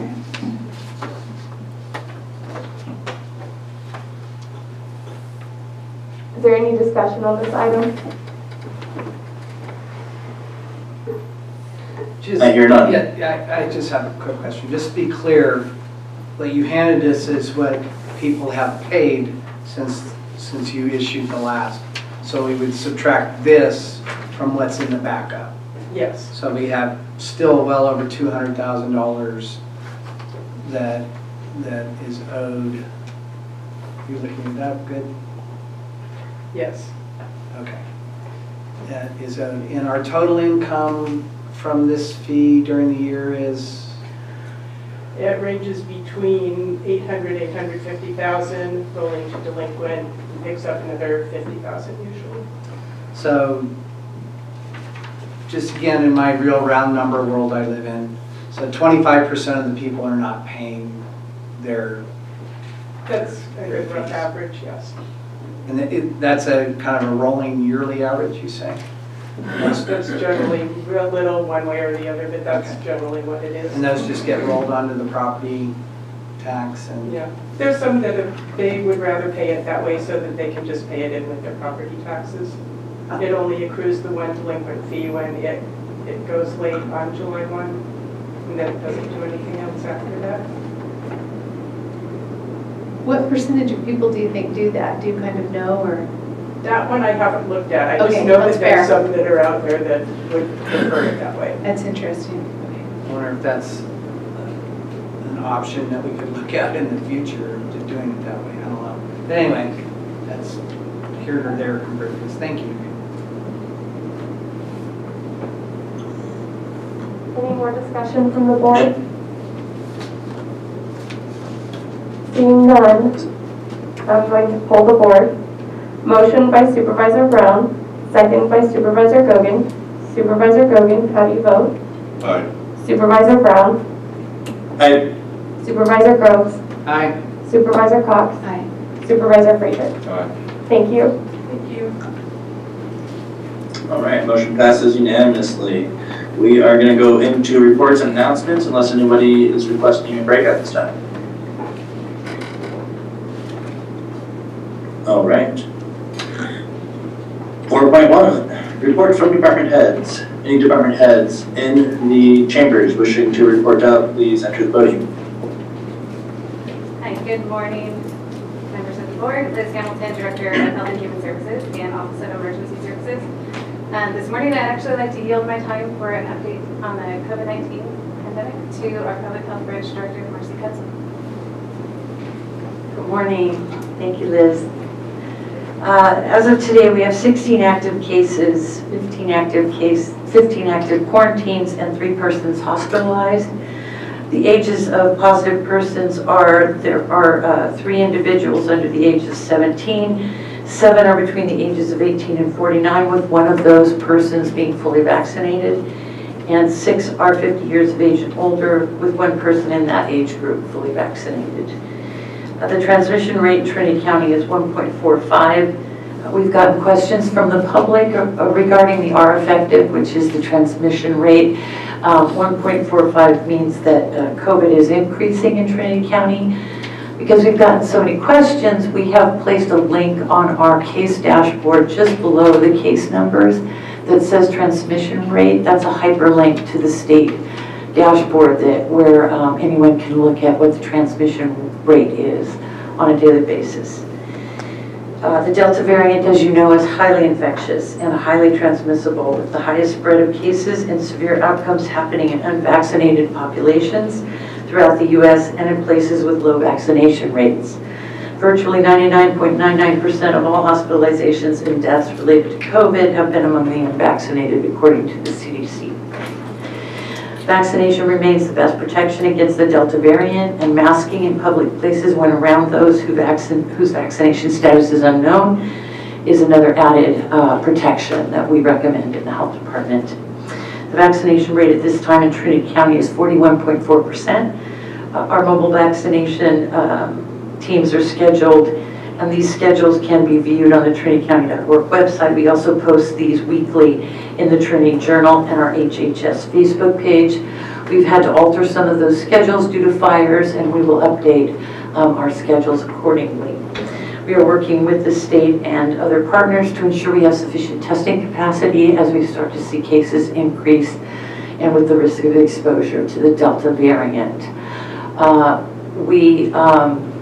The state is shifting costs for vaccination to counties as well as testing. So the SNAP nurse team that we use, the other mobile team that we have side by side with our team, we will have to pay those costs through our COVID grants, and we're well positioned to do that, to assume those costs. And that's all I have. Anyway, please go ahead. Question for you. So at the rate of 1.45, how does that rank, nationally average wise? So, that's a challenging question. So Supervisor Kogan, they're basing it on regions, so our health officer regions. So we're in the Rural Association of Northern California Health Officers. That's most of the Northern California counties. We are the second highest in that region. 3 days ago, we were 1.68. We were the highest in the region for the transmission rate. There's another county now that's ahead of us, and I believe from this morning when I looked at it, we're the second highest. Are you seeing more people begin to get vaccinated? We're at 41.4%. Yes, I am, and just so you know that we have staff out currently that usually update the dashboard. So we will update that dashboard next week. The recent number was 42%. We just don't have the breakout of the zip codes yet. So we'll do that next week. And one person that was vaccinated does have the Delta variant. Well, the Delta, you have to do whole genome sequencing to determine if it's the Delta variant or not. And there's requirements for doing that. We're working with Shasta Public Health Lab to do whole genome sequencing. At this time, the persons that are positive, we don't know positively that it was Delta, but we have Delta in our county. It's highly infectious. So my guess is the 2 positives that we had, they may very well be infected with the Delta variant. Thank you. Yeah, so Marcy, I'll work backwards. You're saying 0.1% of the people that get this nationwide are vaccinated, the rest are unvaccinated. Throughout 99.9. No, the 99.99% is of all the persons hospitalized because of COVID infection. 99.99% of those are unvaccinated. So that would also lead to that is probably the same number in deaths, 0.1% Correct. Of the deaths. Yes. So, in the percentage of people that are vaccinated that can get it, what percentage, any idea? Yeah, I think the last number I saw was about 0.07%. So less than 1% of the cases are That was the number, yes, and I'll go back and review that, and then I'll let you know. That was the last number I saw. It's fairly small, but we're seeing more and more breakthrough cases in those that are vaccinated. And the reason is because of the low vaccination levels. Transmission and exposure is additive. So the more vaccinated people are around unvaccinated people and those that may have it, the more likely vaccinated persons are to get it. However, the bottom line with vaccination is it protects you from being severely ill, hospitalized, and dying. All 3 things being a plus. Yes, and the other reason for the masking recommendation, when you're out in public or indoors. So is there a difference in the different vaccination companies? I know originally Johnson & Johnson was you were more apt to get it, but your deaths were equal to the other ones. So is there different ones? Should people, if having one shot, should they get a different type of shot? So they're doing research right now, and actually there probably will be a booster with the Pfizer vaccine. That's the one that's working on a booster right now. The other, Moderna and Janssen, haven't been doing studies on that yet. All 3 vaccines protect you fairly well against severe illness and hospitalization. They all stand up pretty well. The 2 doses stand up a little bit better than the Janssen with regard to protection beyond that. So should people have, I had Pfizer, but I'm going to doubly do myself with Moderna, or is that not allowed? Yeah, no, they don't recommend doing that. Okay. Yeah. But we anticipate there will be boosters on the horizon. And so if you've had the vaccination and you get it, are you doubly safe from getting it later, or do we know that? Yeah, that's hard to tell. They're doing antigen studies to see how long the antibodies last, protective antibodies. The vaccines are showing a high degree of protective antibodies. We just haven't had enough time to really know that with regard to the wild virus. Although, generally speaking, what happens in unvaccinated, the virus has the ability to mutate and take hold. So we really want to have people vaccinated and not rely on getting the illness and then becoming immune. That's a dangerous game. Okay. Well, I could probably ask you questions all day long, but you're so filled with knowledge, but thank you very much. Sure, please email me. However, yeah, call me. Yeah, we're happy. I just wanted to remind our public to submit questions anytime. We're there to help. We view our public as partners, and so submitting those FAQs is really helpful because it helps us know what information to put out there for them. So, thank you. Thank you.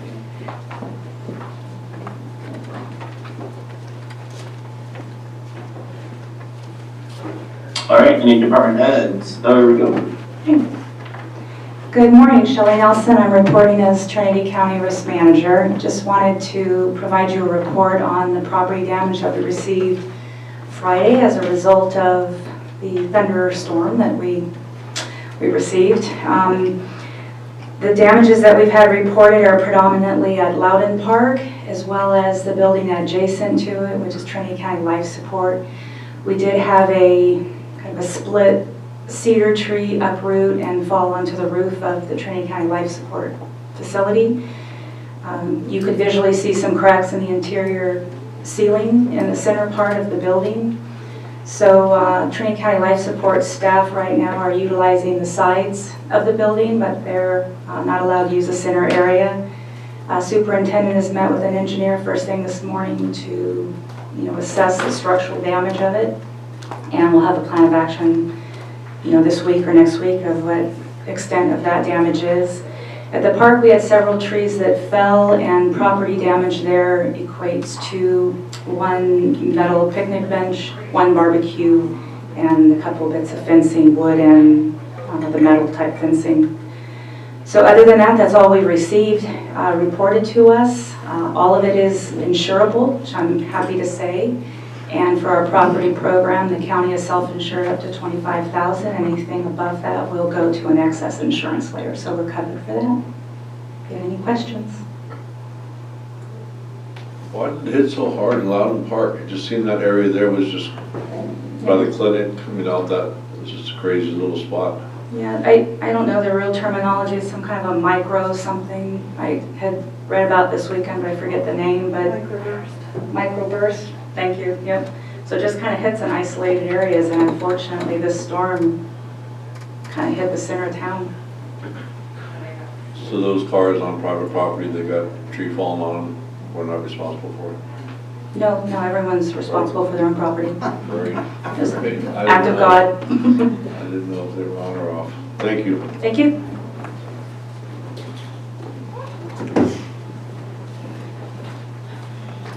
Good morning, Kim Hunter, Building and Planning Director.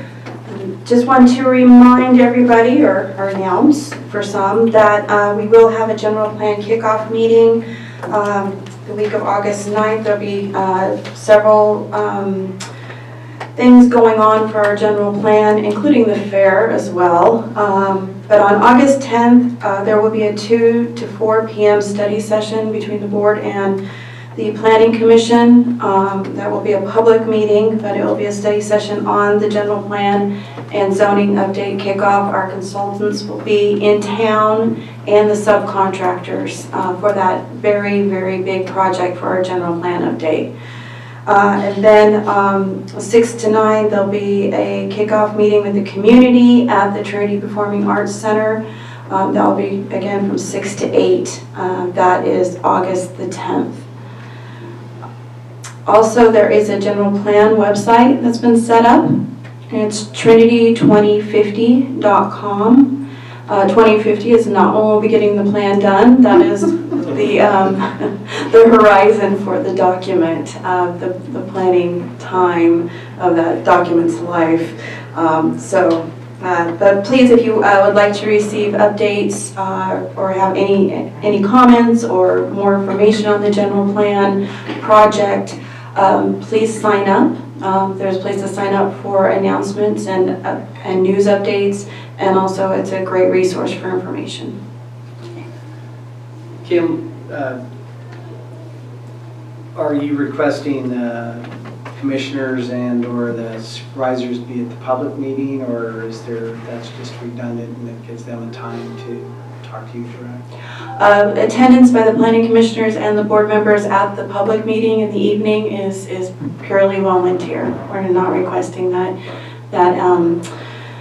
anybody be there, but if somebody would like to attend, by all means, welcome. Is that a Zoomed meeting? It will be Zoomed, yes. Mm-hmm. And what's the time frame for the rest of the day? That day? Oh, thank you. The time frame for the study session is 2 to 4 in the afternoon, and the kickoff meeting for the community at the TPAC will be 6 to 8. Also, we will have the consultants will have a booth set up, and hopefully a few staff members down there too from our department at the fair. So there will be presence at the fair, and we're very excited about that as well. T-shirts and fun things to do. So yeah, we're excited about that. We'll see how that goes. One more quick question. You did tell us where the community kickoff is. Are we having the meeting with the planning commission here in this building? Yes. Thank you. Okay, thank you.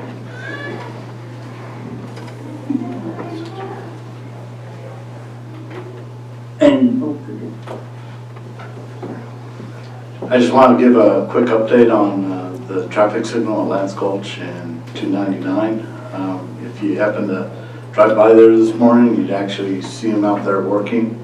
They're mainly doing work around the sidewalks, installing pole boxes and things like that, but the real work will probably start in about 2 weeks, and we're still, I can promise it to you about Halloween, but we'll probably be done by the middle of next month, or I mean October, sorry. So it is after you. The day after. I said I'd let Richard push the switch, not me. Rick, the Caltrans had announced, and I don't know, I just heard this on the news, that there's going to be extra hour-long delays on 36.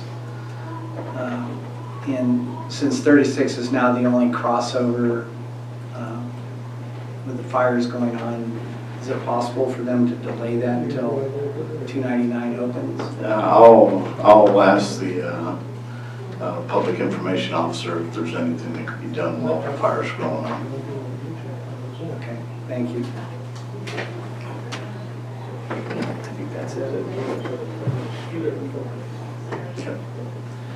Just also real quick, there was some discussion earlier today about the crosswalks in town. Those have always been a very contentious item over the years. Matter of fact, I tried to change some of the crosswalks up Court Street, and that even there I ran into a lot of different opinions. In order to remove the crosswalk out of the county or out the state highway system, the county has to be brought into the loop and consulted on it. But right now, Caltrans is looking at things again. I, just based on my past experiences, I don't really see a whole lot of revisions other than they'll probably, since they just did some paving through some of the crosswalks, they'll probably restripe them pretty soon so that they're very obvious again to the motoring public. So that brings up, what is the process if we say, hey, take a look at this? I mean, how long does that take? Will they come back to us and say, you know, we think it's safe the way it is, or you need to put in a roundabout, or what would be the process if we asked for them? They would be They would go out and look at it, take a look at the accident database, what are the accident rates, what things might have changed over the last couple of years versus time before.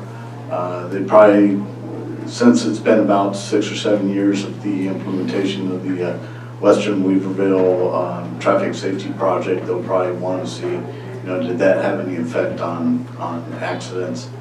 And so they take a look at it and see if there's really anything they can do or any changes that they can make. Right now, my expectation is that there probably won't be. The crosswalk, even though it's in an unusual configuration at Washington and Highway 3, the reason why it's on the side that it is it lines up with the school so that you don't have to have the kids crossing 299 and again crossing Highway 3 to get to walk up the roadway. So that's why the crosswalk has always been on that side. But usually, as several people say, it would not be on the predominant turning movement side or the left turn side at a T intersection like that. So just based on the fact that this has been well studied, I don't really see very many changes coming down the pike. But then again, it's their facility, so they might decide something else is warranted at this time. Hi, thank you.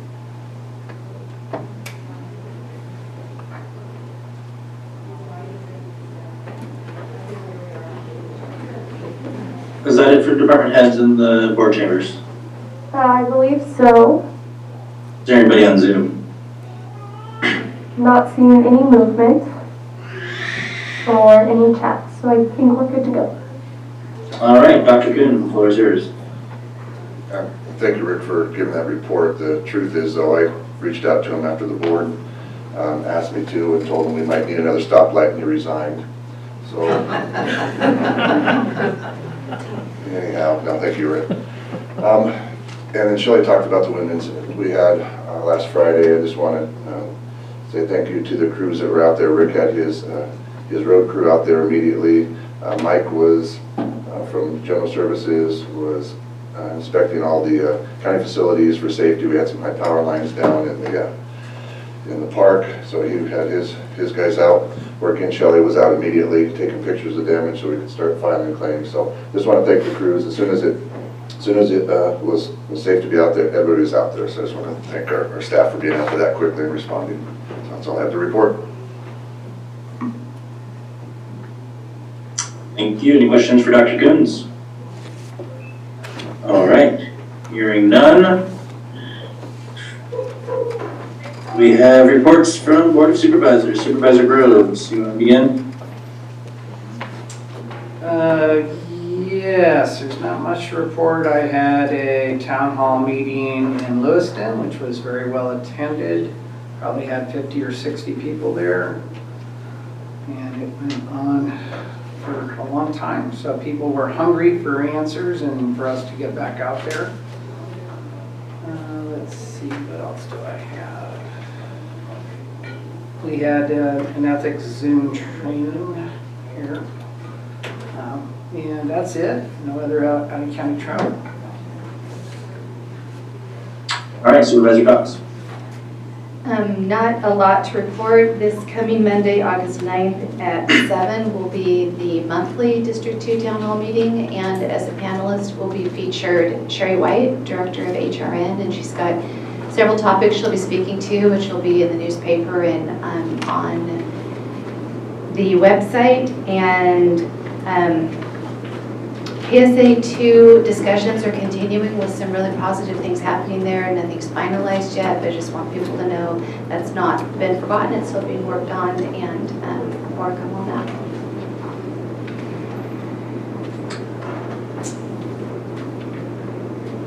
All right, Supervisor Gogan.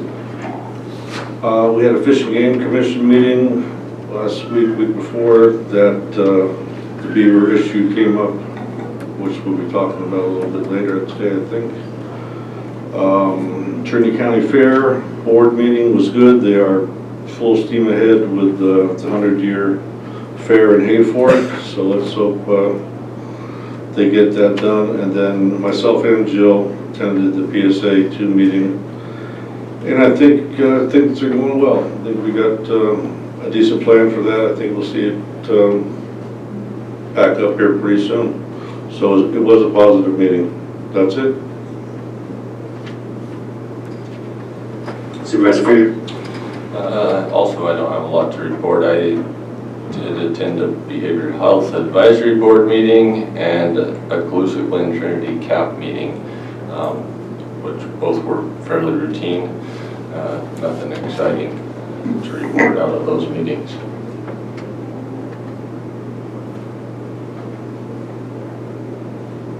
All right, thank you. For myself, the main issue obviously to report out is the fire as it continues to move not only east and north, but west as well towards the Burnt Ranch area. The Cedar Flat area is under evacuation warning currently.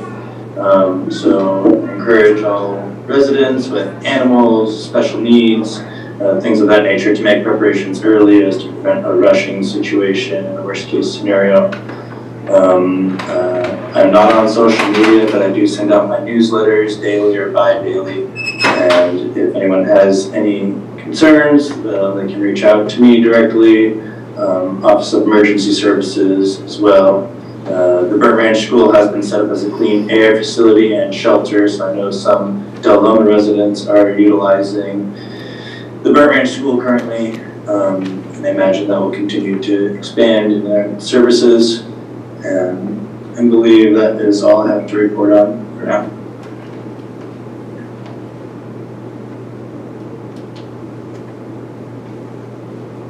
So, with that, we can go into county matters unless anyone is looking for a break. Can we just take 5 minutes? Sounds good. 5 minutes, we'll return at 2 o'clock. 2 o'clock. 2 o'clock. 11 o'clock. Oh, I'm sorry. Apologize. You must still be on the East Coast.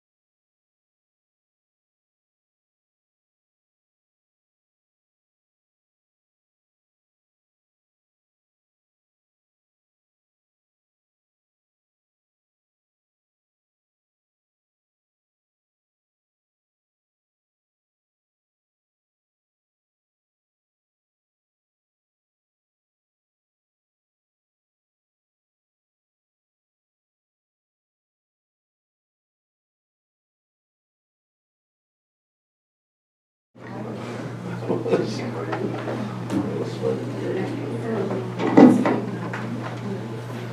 right, you guys all set?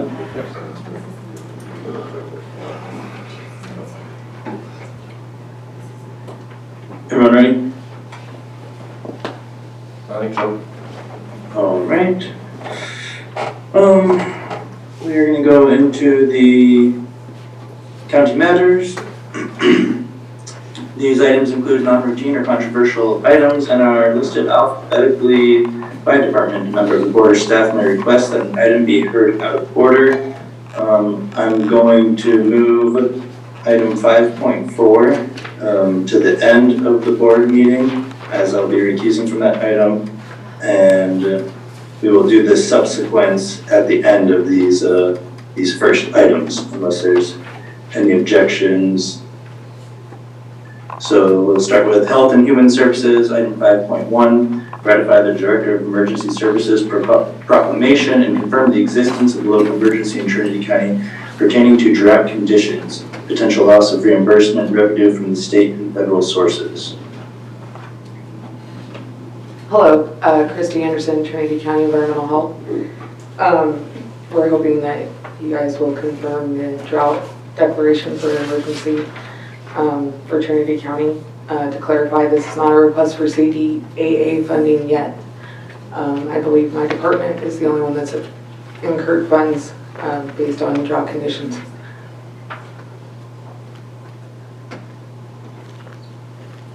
Questions? Is there anything more we need to do as far as what Graham was talking about today in triggering that drought So situation? we have had a substantial amount of the public call in complaining of either dried groundwater wells, dried up creeks, which is a lot of Trinity County's water sources outside of the major water districts. I've also been told that we need to show in our big water systems that we are conserving and not increasing usage. And so if you could pass that word on to your water systems in your area, that would be great. Some water systems have increased usage greatly, and that is going to be a big deal when asking for help.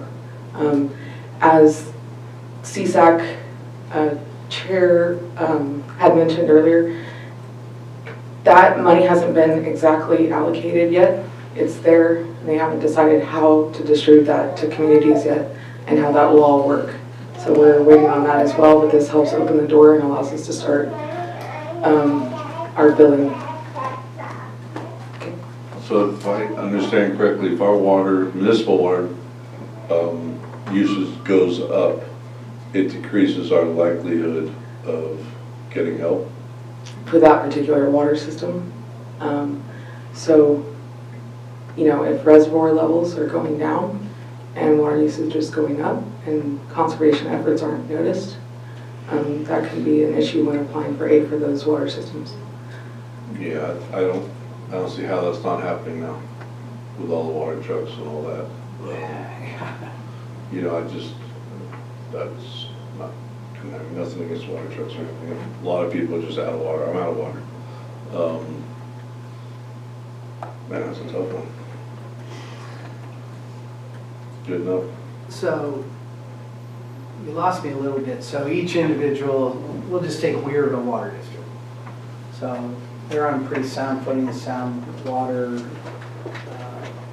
supply. But it's just if their water usage goes up, they can't get any more water. But what about all the hundreds of people that need water trucks to show up to fill their tanks, or the individual water districts, or individual people not on water districts? So as it's been made clear to me, as I believe his name was Graham earlier, that water, the funding to help with the drought hasn't really been allocated to a certain area. So whether that's going to go to individual drinking water wells, emergency water support, water boards is going to hold the method for how water or money is distributed. That hasn't been clear yet. But you're afraid that, like on a county-wide basis, if the municipals are going up, in water usage that would cause problems for us? Yeah, so it may cause problems for that particular water district or water system. I know that there's notices that are being sent out to certain areas saying that we need to conserve water. So I'm just kind of giving that forewarning that we need to let our water systems know that, hey, we need to see some conservation if they're going to need help in the long run. Of course, if they're making $400 a water truck, they probably don't need help. All right. Yeah, I think Craig here from AFORC is kind of worried right now about the water there. And the uses, I mean, it just has to be going up in this district, all our districts, municipal water districts. For good reasons for a lot of people. They need water. So it's going to be a tough ask when all of our municipal water districts are probably using more water, a lot more water than usual. Good luck. Hey, Christy, this is Supervisor Brown. Have you heard anything about programs available to assist with rain collection, water tanks for domestic use or anything like that?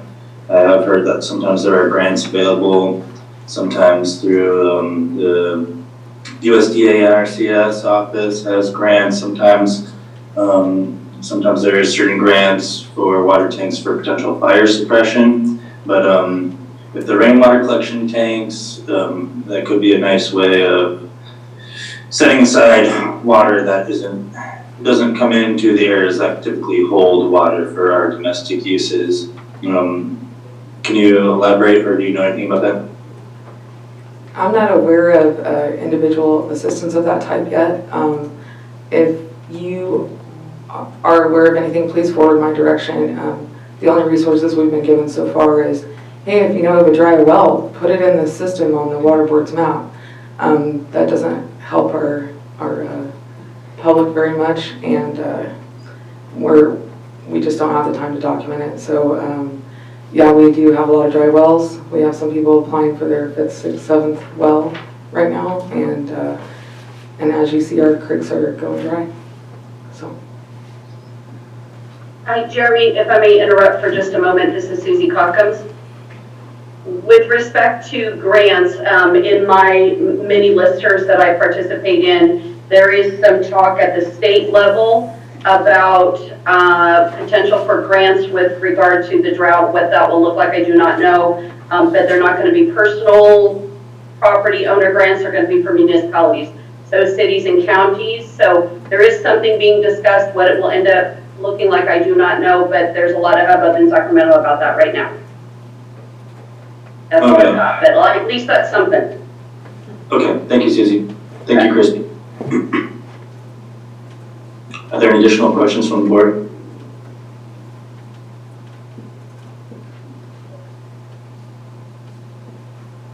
Sounds like none.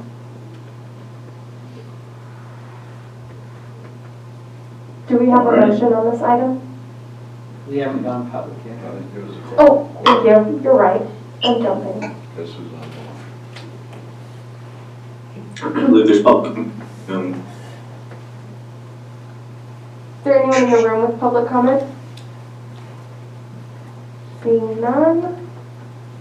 John's iPhone.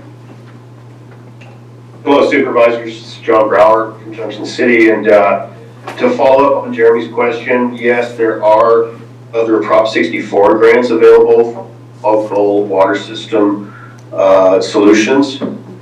But our county would have to have both cultivation and brick and mortar retail cannabis licensing available to apply for those grants. But there's tens of millions of dollars in that pot, and very little of it's been spent statewide thus far. And it's another area that Trinity could get out in front on these sites or community-wide water solutions. And seems to be a good answer. Long term, I don't think anything's going to happen this year. No reason to move forward with a retail ordinance so we can get access to that money.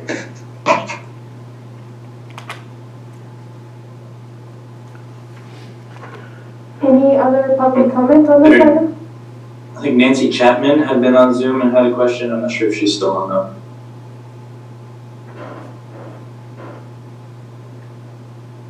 Nancy, if you're on, Sounds like that. I don't think so. All right, I have no other public comment. All right, we could entertain a motion. I'll move to accept 5.1 as presented. I'll second.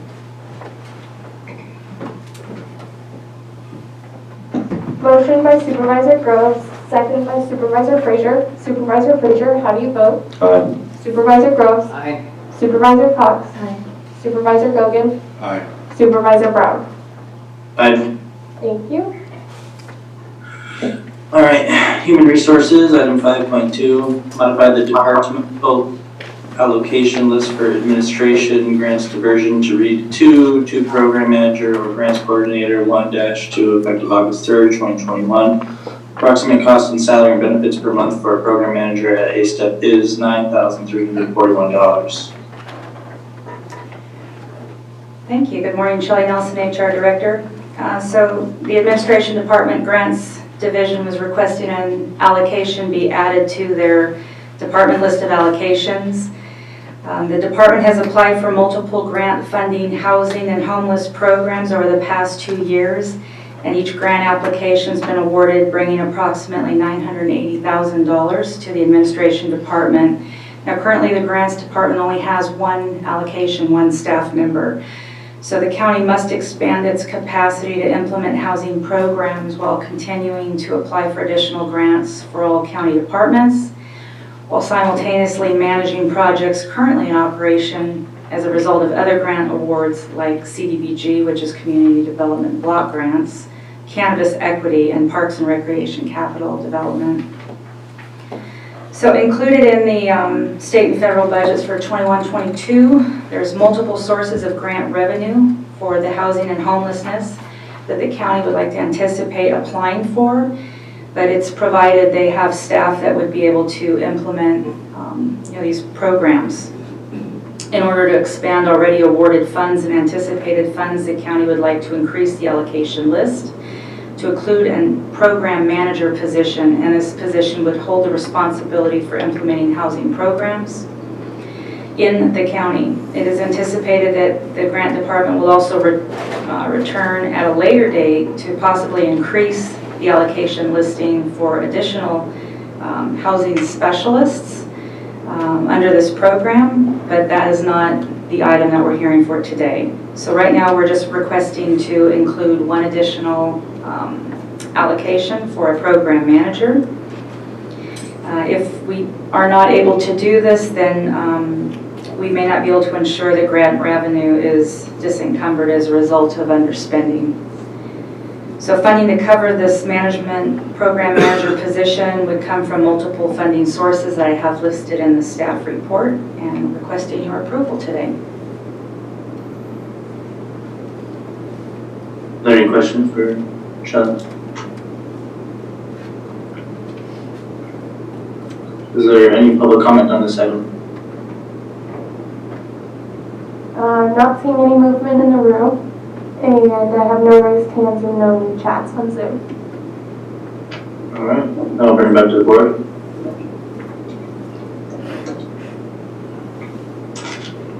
Move to adopt 5.2 as presented. I will second.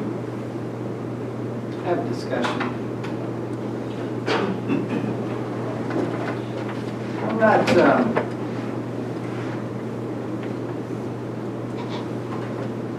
I don't really know what our vision is for housing, and I feel a little uncomfortable hiring more grants, people moving forward in this without having a discussion. Jill, this would go back to your argument on that we have a general plan coming up, we have a housing element going to be in that.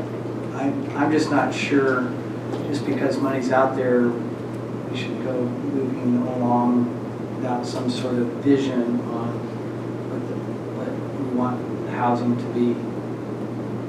At seems to me that this is all going to be about housing grants. My history with these is I haven't seen them be very successful. So I guess I'm looking for a sales pitch instead of just being told, "Need this."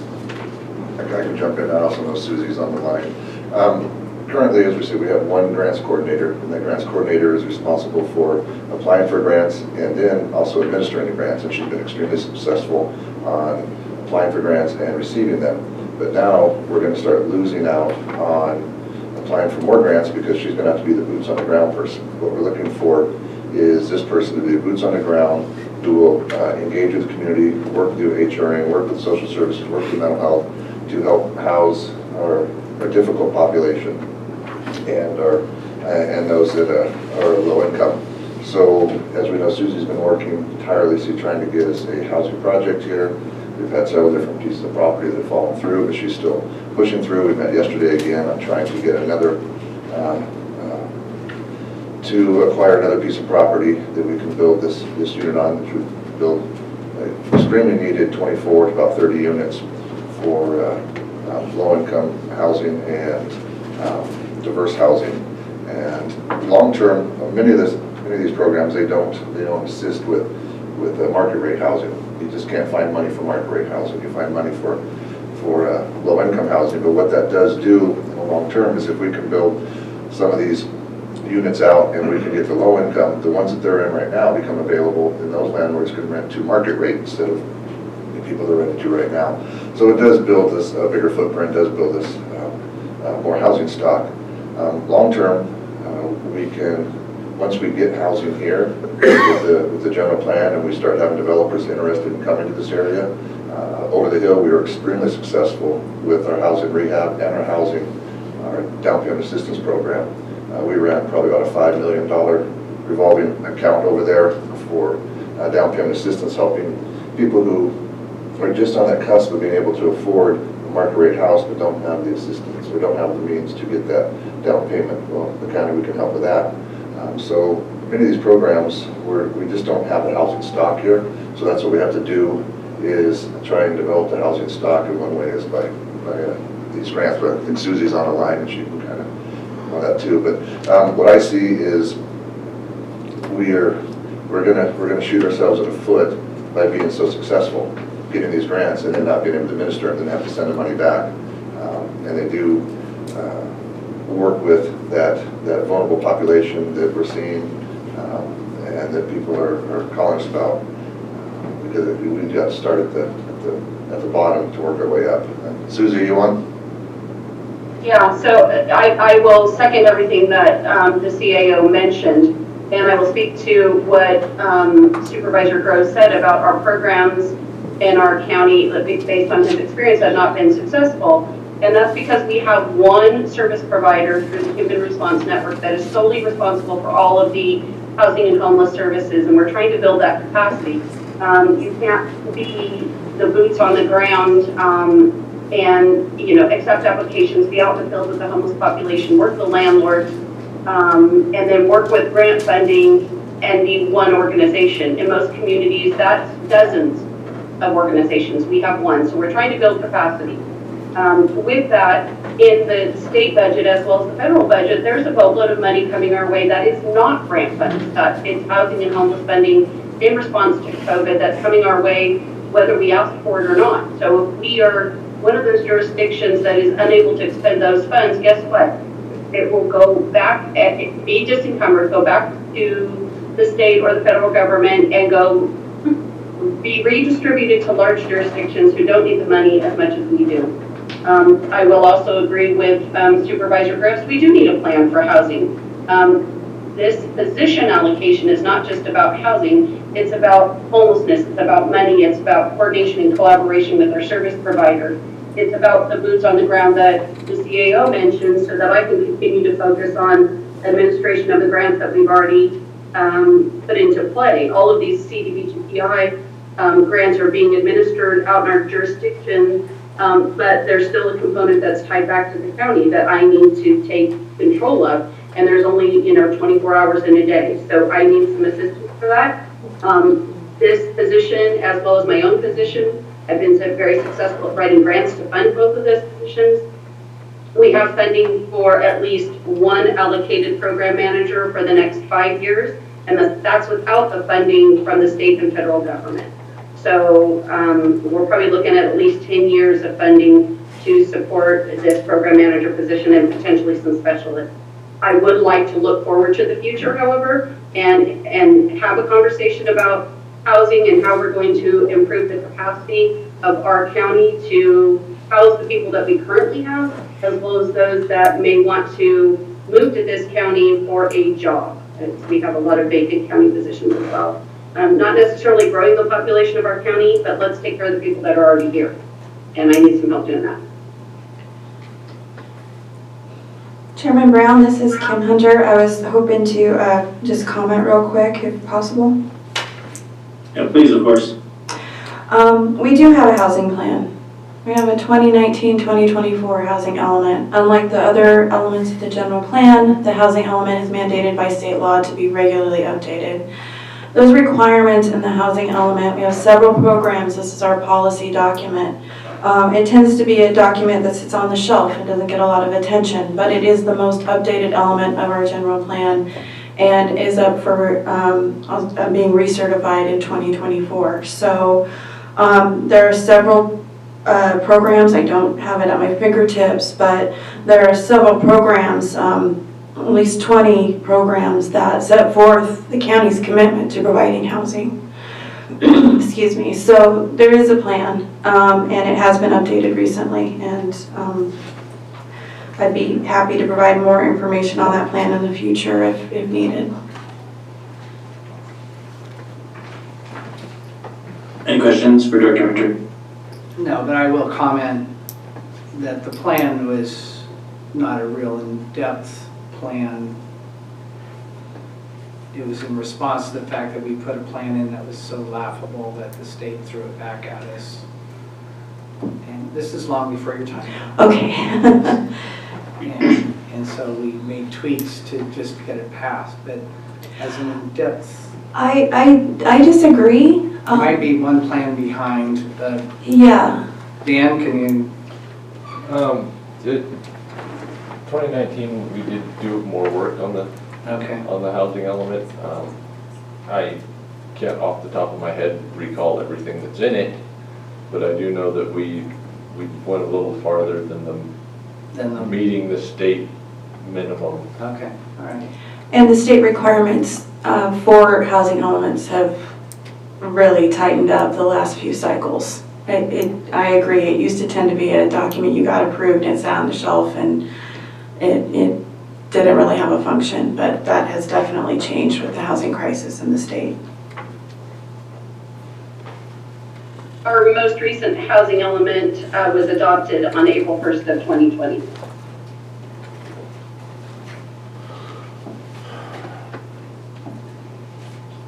Any additional questions for Shelley? So, all right. With all that being said, does that get us past the shooting ourselves in the foot stage of life? Well, what I meant by that is if we're going to continue to count on just Susie to run everything, my direction to her would be to slow down, because she can't manage what she's created. She did an outstanding job in seeking grants and receiving grants, but now we have to administer them. So this is what this person would be doing, is the boots on the ground.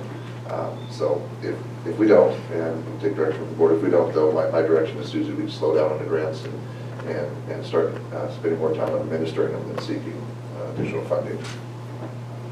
So even with that being said, the CAO, there is no way I can spend those funds in the time allotted without some help. So, thank you for the sales pitch. If we are talking about helping and managing, because we obviously, or maybe not obvious to people, that 10 years ago we ended up not managing grants and owed $800,000 that we miscounted someplace along the line. So we don't want to do that again. And if we're talking support for Susie in managing these, that's different than what I imagined this, so I would throw my support buttons.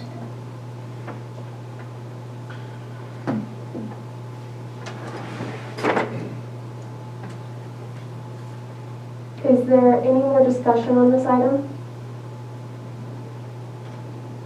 Seeing and hearing none, we have a motion from Supervisor Cox and a second by Supervisor Gogan to approve this item. Supervisor Gogan, how do you vote? Aye. Supervisor Cox? Aye. Supervisor Groves? Aye. Supervisor Frazier? Aye. Supervisor Brown? Aye. Thank you. All right, item 5.3, modify the departmental allocation list for Health and Human Services, Public Health Division to read 3 Public Health Nurse 1-2 or Community Health Nurse 1-2 or Public Health Nurse and Supervisor and 3 Health Education Specialist 1-2 or Community Health Worker 1-2 effective August 3rd, 2021. No impact to the general fund. These allocations remain within the Public Health Department.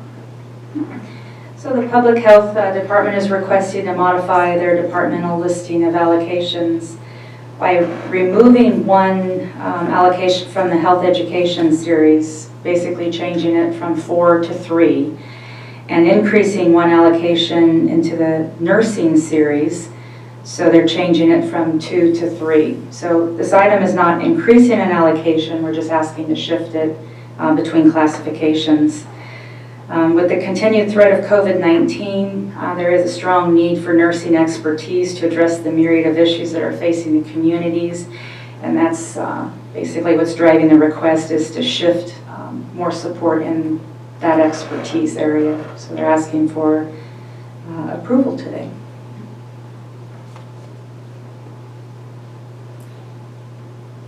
Any questions for Sean? Is there any public comment on this item? I have no movement in the room, no raised hands, and no new chats. All right, I'll bring it back to the board then. I'll move to adopt 5.3 as presented. I'll second. Motion by Supervisor Groves, second by Supervisor Gogan. Supervisor Gogan, how do you vote? Aye. Supervisor Groves? Aye. Supervisor Cox? Aye. Supervisor Frazier? Aye. Supervisor Brown? Aye. Thank you. Thank you. All right, as I mentioned before, I'm moving 5.4 towards the end of the list, so we're going to go into 5.5, planning and zoning. Receive an update on the commercial cannabis program from Director of Building and Planning Kim Hunter and Senior Environmental Compliance Specialist David Kolbeck. Unknown fiscal impact. Thank you. Just the monthly update while we're under the urgency ordinance and for the cannabis program. The transition plan, the document itself has slowed. Both David Kolbeck and I've been working on other items, and both of us have been. So we expect in the next 2 weeks that it's going to ramp up so we can wrap up that plan. So not much to report on the transition plan document itself. However, one of the other things I've been working on is the component of resources and staffing. We did receive 2 responses to the request for qualifications that we'll be reviewing. That request for qualifications was for licensing, cannabis file licensing services, and CEQA review for all those Appendix C checklists we expect to get in from the EIR, and that will be quite the workload. So the consultant would be helping with that. We'll be reviewing those proposals or the qualifications soon, and I'll have an update for you probably at our next meeting. We've been interviewing also for several positions and making good progress there. Very excited about some of those potential candidates. We do have a planner coming on from the planning department because we did lose a planner one of our associate planners did move over to the compliance specialist in the cannabis division. So that's also exciting too. It's not cannabis related directly, but we are getting positions filled that are very critical to processing applications and being responsive to the public and their needs. And that outreach is on hold as well while we focus on the hiring, the RFQ, and the transition plan. So, any questions? Are there any questions from the board? So Kim, all the people that we've hired here have come from them answering a application, they filled an application and passed. Yes. We thought about contractual work. That's the RFQ. And we have 2 proposals to review, and we'll be doing that within the next week, I hope. that'd be great, thank you. So are those competing, or are they for different segments? They're competing. Okay, thank you. And they can't do like a different thing? No, I'm just. Maybe. Hey, this is Supervisor Brown. I do have one question. Regarding renewals and things of that nature, do you have any advice or recommendations for people and their renewal process as far as how early they should try to get them in advance? Anything like that to ease the burden on the admin receiving office? Yes, we are caught up in renewals, and always recommend to everybody that their renewals are coming up that they submit at least 30 days prior to their expiration. Also, there's been confusion over dates versus license issued and anniversary dates. The license will have a valid through date. It's very important to check the different dates. Some folks have been confused and submitted later after their expiration date. So yeah, 30 days in advance, and just, yeah, be very careful with the licensing dates. Thank you very much. So have you actively submitted or put out RFQs for somebody to look at ordinance writing, or is that on the list of things to do? That's been discussed. There has not been an RFQ release for that. We have had a referral on an individual who does specialize in cannabis ordinances and work with other jurisdictions, so we are exploring that option. What brings that up to me is that we've long discussed. Well, well, there's a whole list of things that we do, but what we're talking about right now is that there's been discussion about lengthening the period of the license. Right. And so, which probably in the end is not a really complicated thing, and it's probably a no-brainer to have that happen to lift the burden off a lot of people. But since we're jammed up that we can't get out of our way on other things that need to be done, then. Yeah, there is definitely a log jam with the ordinances and updating those. Yeah, that's definitely a multi-year license for those licenses that have been in good standing. It's something we fully support. It was mentioned in the EIR among some other amendments that we hope to see. So that would be very helpful. And also knowing we need to initiate an ordinance amendment within the next 6 months, as discussed for our opt-out areas and urgency ordinances that are coming to an end. The size. Timing, yeah, timing. Okay, thank you.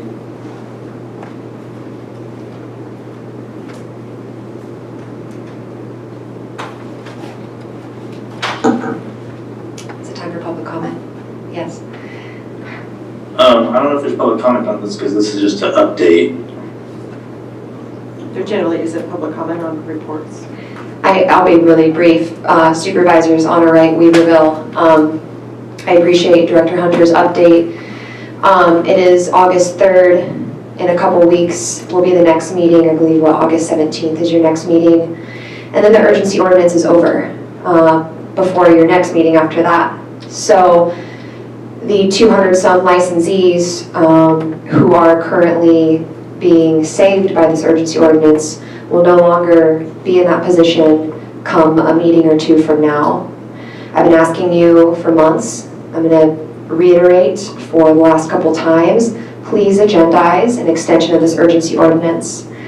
If it's not for next meeting, start considering a special meeting before your first meeting in September, because this is expiring September 5th, and we have an entire industry that's at peril right now. Whether you like cannabis or not, this is what's funding our community. I believe there's $500,000 to $800,000 on the table in tax revenue as well.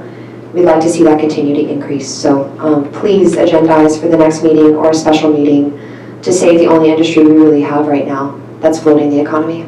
Thank you.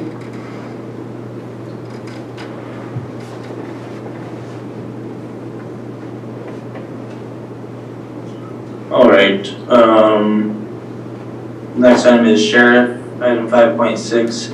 Approve a budget adjustment for fiscal year 2021 for Animal Control Department 2350, decreasing revenues by $7,897, salary and benefits by $1,144, and other charges by $80, and increasing services and supplies by $837, interfund expenses by $1,346, and intrafund expenses by $1,944, and approve a budget adjustment for fiscal year 2021 for contingency department 9901, decreasing appropriations by $10,000 and $800, increase in general fund appropriation in the amount of $10,800, current contingency balance of $225,684. Is this item going to the sheriff? Is Tim Saxon on for this time, or do you know Dr. Goodens? Where's Mary going? Be on the line, yeah. Mary Treese, are you on the line?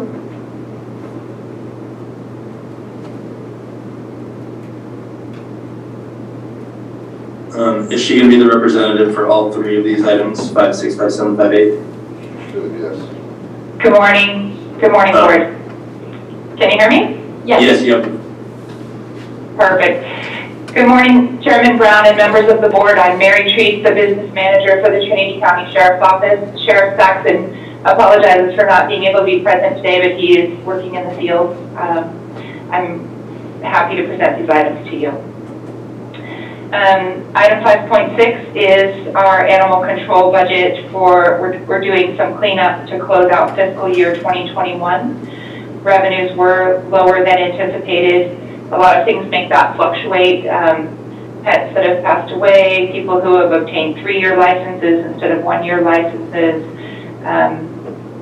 just items of that nature. And then expenses, of course, are always on the rise, and we do try to forecast them correctly, but sometimes we miss the mark a little bit, in this case by about $2,900. Happy to take any questions. Any questions from the board? Hearing none, is there any public comment on this item? I'm not seeing any movement in the room. I have no raised hands and no new chats. All right, now I'll bring it back to the board. I'll move to accept item 5.6 as presented. I'll second. Motion by Supervisor Groves, second by Supervisor Brown. Supervisor Brown, how do you vote? Aye. Supervisor Groves. Aye. Supervisor Cox. Aye. Supervisor Gogan. Aye. Supervisor Frazier. Aye. Thank you.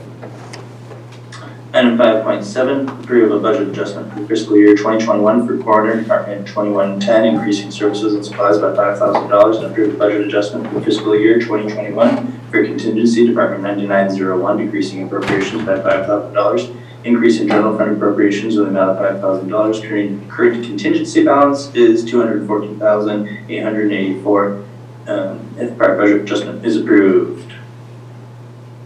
Back to you, Mary. This also is, all right, thank you. This also is some budget cleanup for fiscal year 2021. Just trying to make sure that we can meet our financial obligations that for our services that have already been rendered. Most of this is through autopsy services from contracted physicians. Are there any questions from the board? And is there any public comment on this item? I have no movement in the room. I have no raised hands and no new chats. Bringing it back to the board then? Move to adopt 5.7 as presented. Second.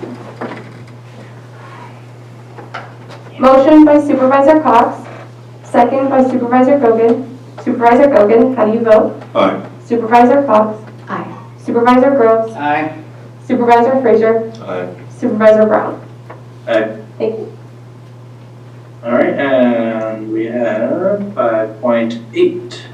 Approve budget adjustment for fiscal year 2021 for jail health department 2301, decreasing revenues by $127,640 and services and supplies by $49,681, and increasing salary and benefits by $1,041 and interfund expenses by $4,000, and approve budget adjustment for fiscal year 2021 for contingency department 9901, decreasing appropriations by $83,000, increasing general fund appropriations in the amount of $83,000, current contingency balance is $209,884. Go ahead, Mary. This also is some budget cleanup for 2021. Our jail health costs were significantly higher this year than anticipated. A huge portion of that was the COVID hold that prevented us from being able to take inmates to Napa State Hospital and also to take them into the prison system once they had been sentenced, which resulted in us just holding them longer and needing to care for them longer. I'm happy to take any questions. Any questions from the board? If this is a COVID related, is there not COVID monies this could come from? The jail budget did have some COVID revenue that came in for actually housing these inmates and, feeding them, housing them, clothing them, those types of things. But the jail health budget itself did not realize any of that revenue. Mr. Coons, do we have other COVID monies that instead versus our contingency? I checked with Susie. I don't think that the COVID monies we're getting would qualify for this. It's more along the line of salaries. But if the board would like to make that motion, that you approve this with direction that if I can find COVID money, we would use that instead. I can look deeper into this, but I don't think there is, otherwise I think we would have recommended that. Okay. Richard, Board Chairman Brown, I'm Susie Hawkins, Senior Financial Analyst. I'm here on the line. Our CARES Act funds have all been fully appropriated and we have none left, which could have potentially covered some of these costs. And our ARP funds that have come in,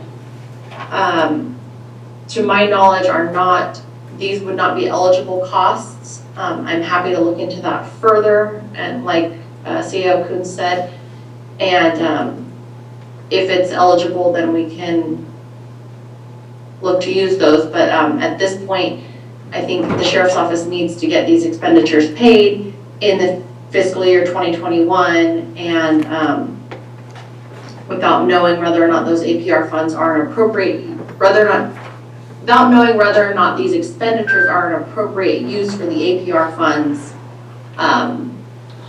this was the best method to move forward to be able to get their expenditures paid and finish out the fiscal year 2021 expenditures.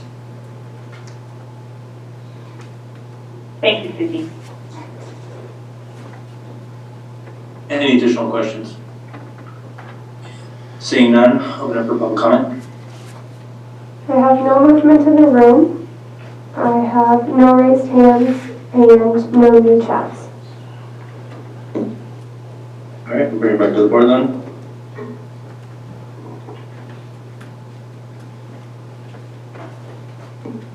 I'll move to approve, what is it, 5.8 as presented?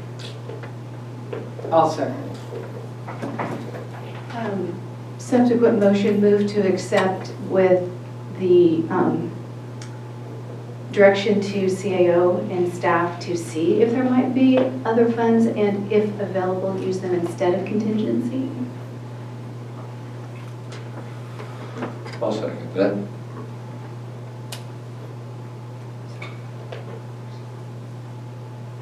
It's an amended. Amended motion. Motion first. Okay, is there any discussion on that motion? We need, if that was an amended motion? That was an amended motion. So whoever made the first needs to accept. No, that was a subsequent. Yeah, we didn't have a second on here on the first. Yes. Yeah, we did. I was the second. Yeah, there was a first Jeremy and made the first, and then there's an motion. amended and a Okay. second, so the amended is what's on the table now. So we have a subsequent Well, I motion. mean, wouldn't that be a subsequent, because Jeremy made the first motion, Keith seconded it, Supervisor Cox did a subsequent motion that was seconded by Supervisor Frazier. An amended motion is when the crux of the initial motion is maintained with modifications. Subsequent motion is a completely different aspect of the motion. Okay. I thought Dr. Coons kind of explained, and Susie explained the contingency or the COVID dollars that were already expended. Did I misunderstand anything? Was there some room for interpretation on that? Susie just did mention that she could look into it, and so I think that would be a valuable time spent if there was a way she could use COVID money instead of contingency money. I just wanted the motion to contain the option if that ended up being something that was available. Okay, thank you for So we're clarification. recommending this to be an amended, so I would accept the amendment. Correct. Actually, Jeremy would have to accept the amendment. Whoever seconded the first. No, yes, whoever seconded the first. Right. I don't know how you guys remember all this. I would accept the amended motion. As do I if I need to.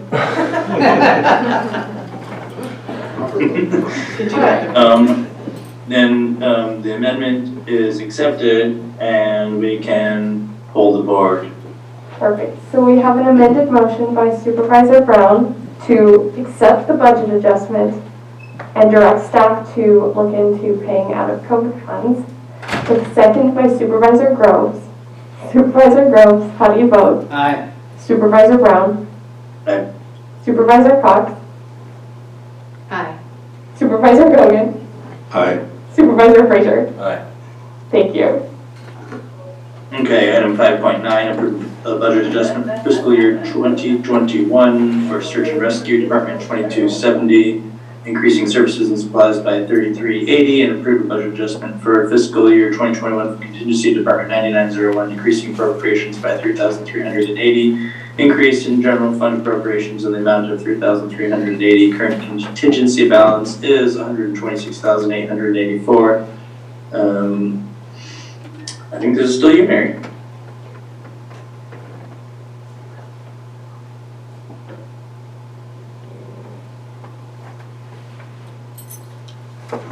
Mary, you still there?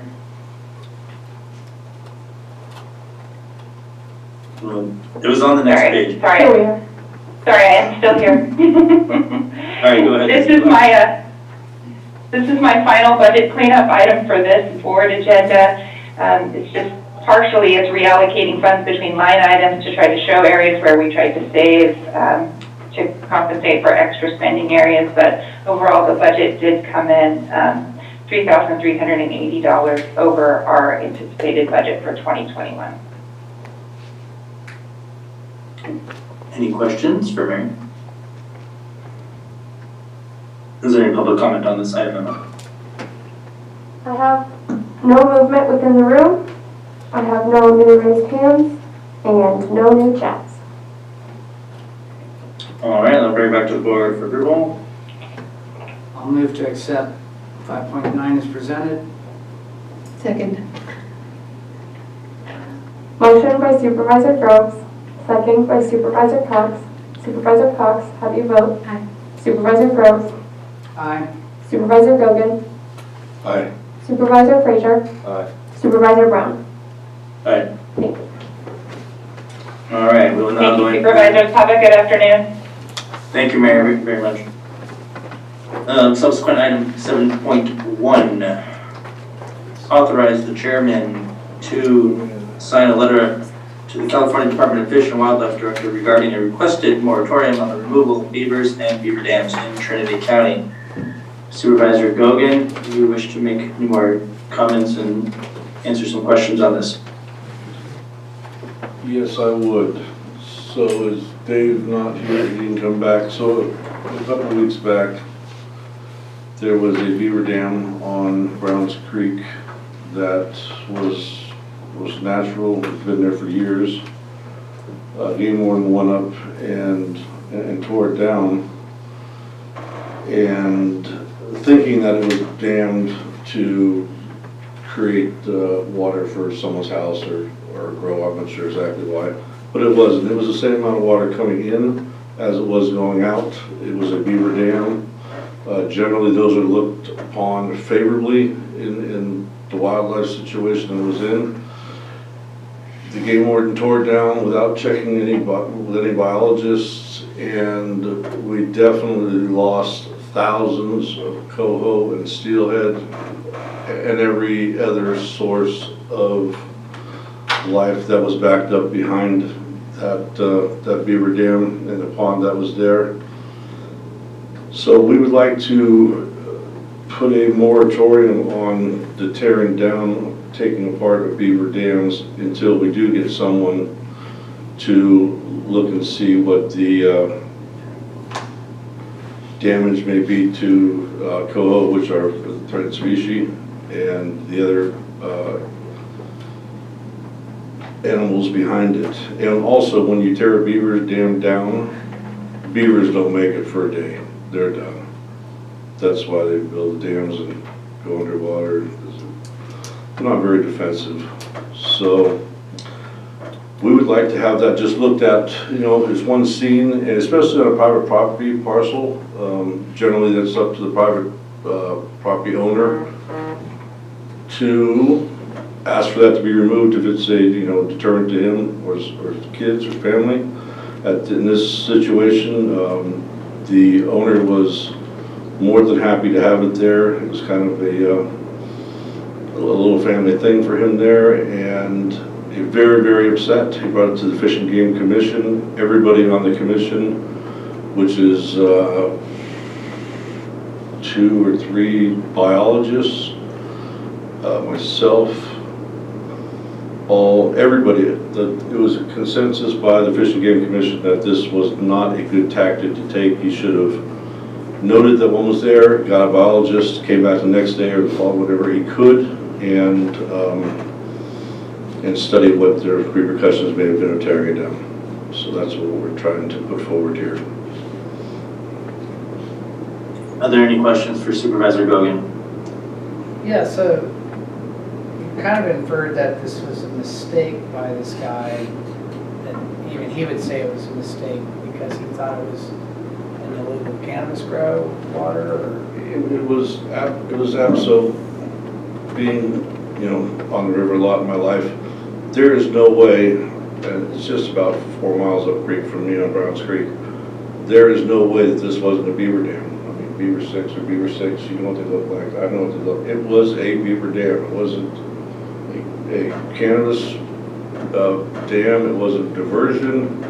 It was nothing but a beaver dam. And I'm not a fish and game warden, and I know it was a fish and game dam. And it's been there for several years also. So him just going up at 8:30 at night and deciding to tear that down, I mean, the homeowner is not a grower, so he didn't even look at that part of things. It was natural, and when you expose those 2 beaver particularly, they're not going to make it very long. And I think if Dave was here and he showed us at the Fish and Game Committee, he went back the next day after they took down the dam, and he picked up really hundreds of coho, steelhead, eels, you name it. If it lived microinvertebrates, if you lived in that creek, you died when that beaver dam was broken or taken apart by the Fish and Game. And it was obviously 100% obvious to anybody that knows anything about beaver dams, or the creek or the river.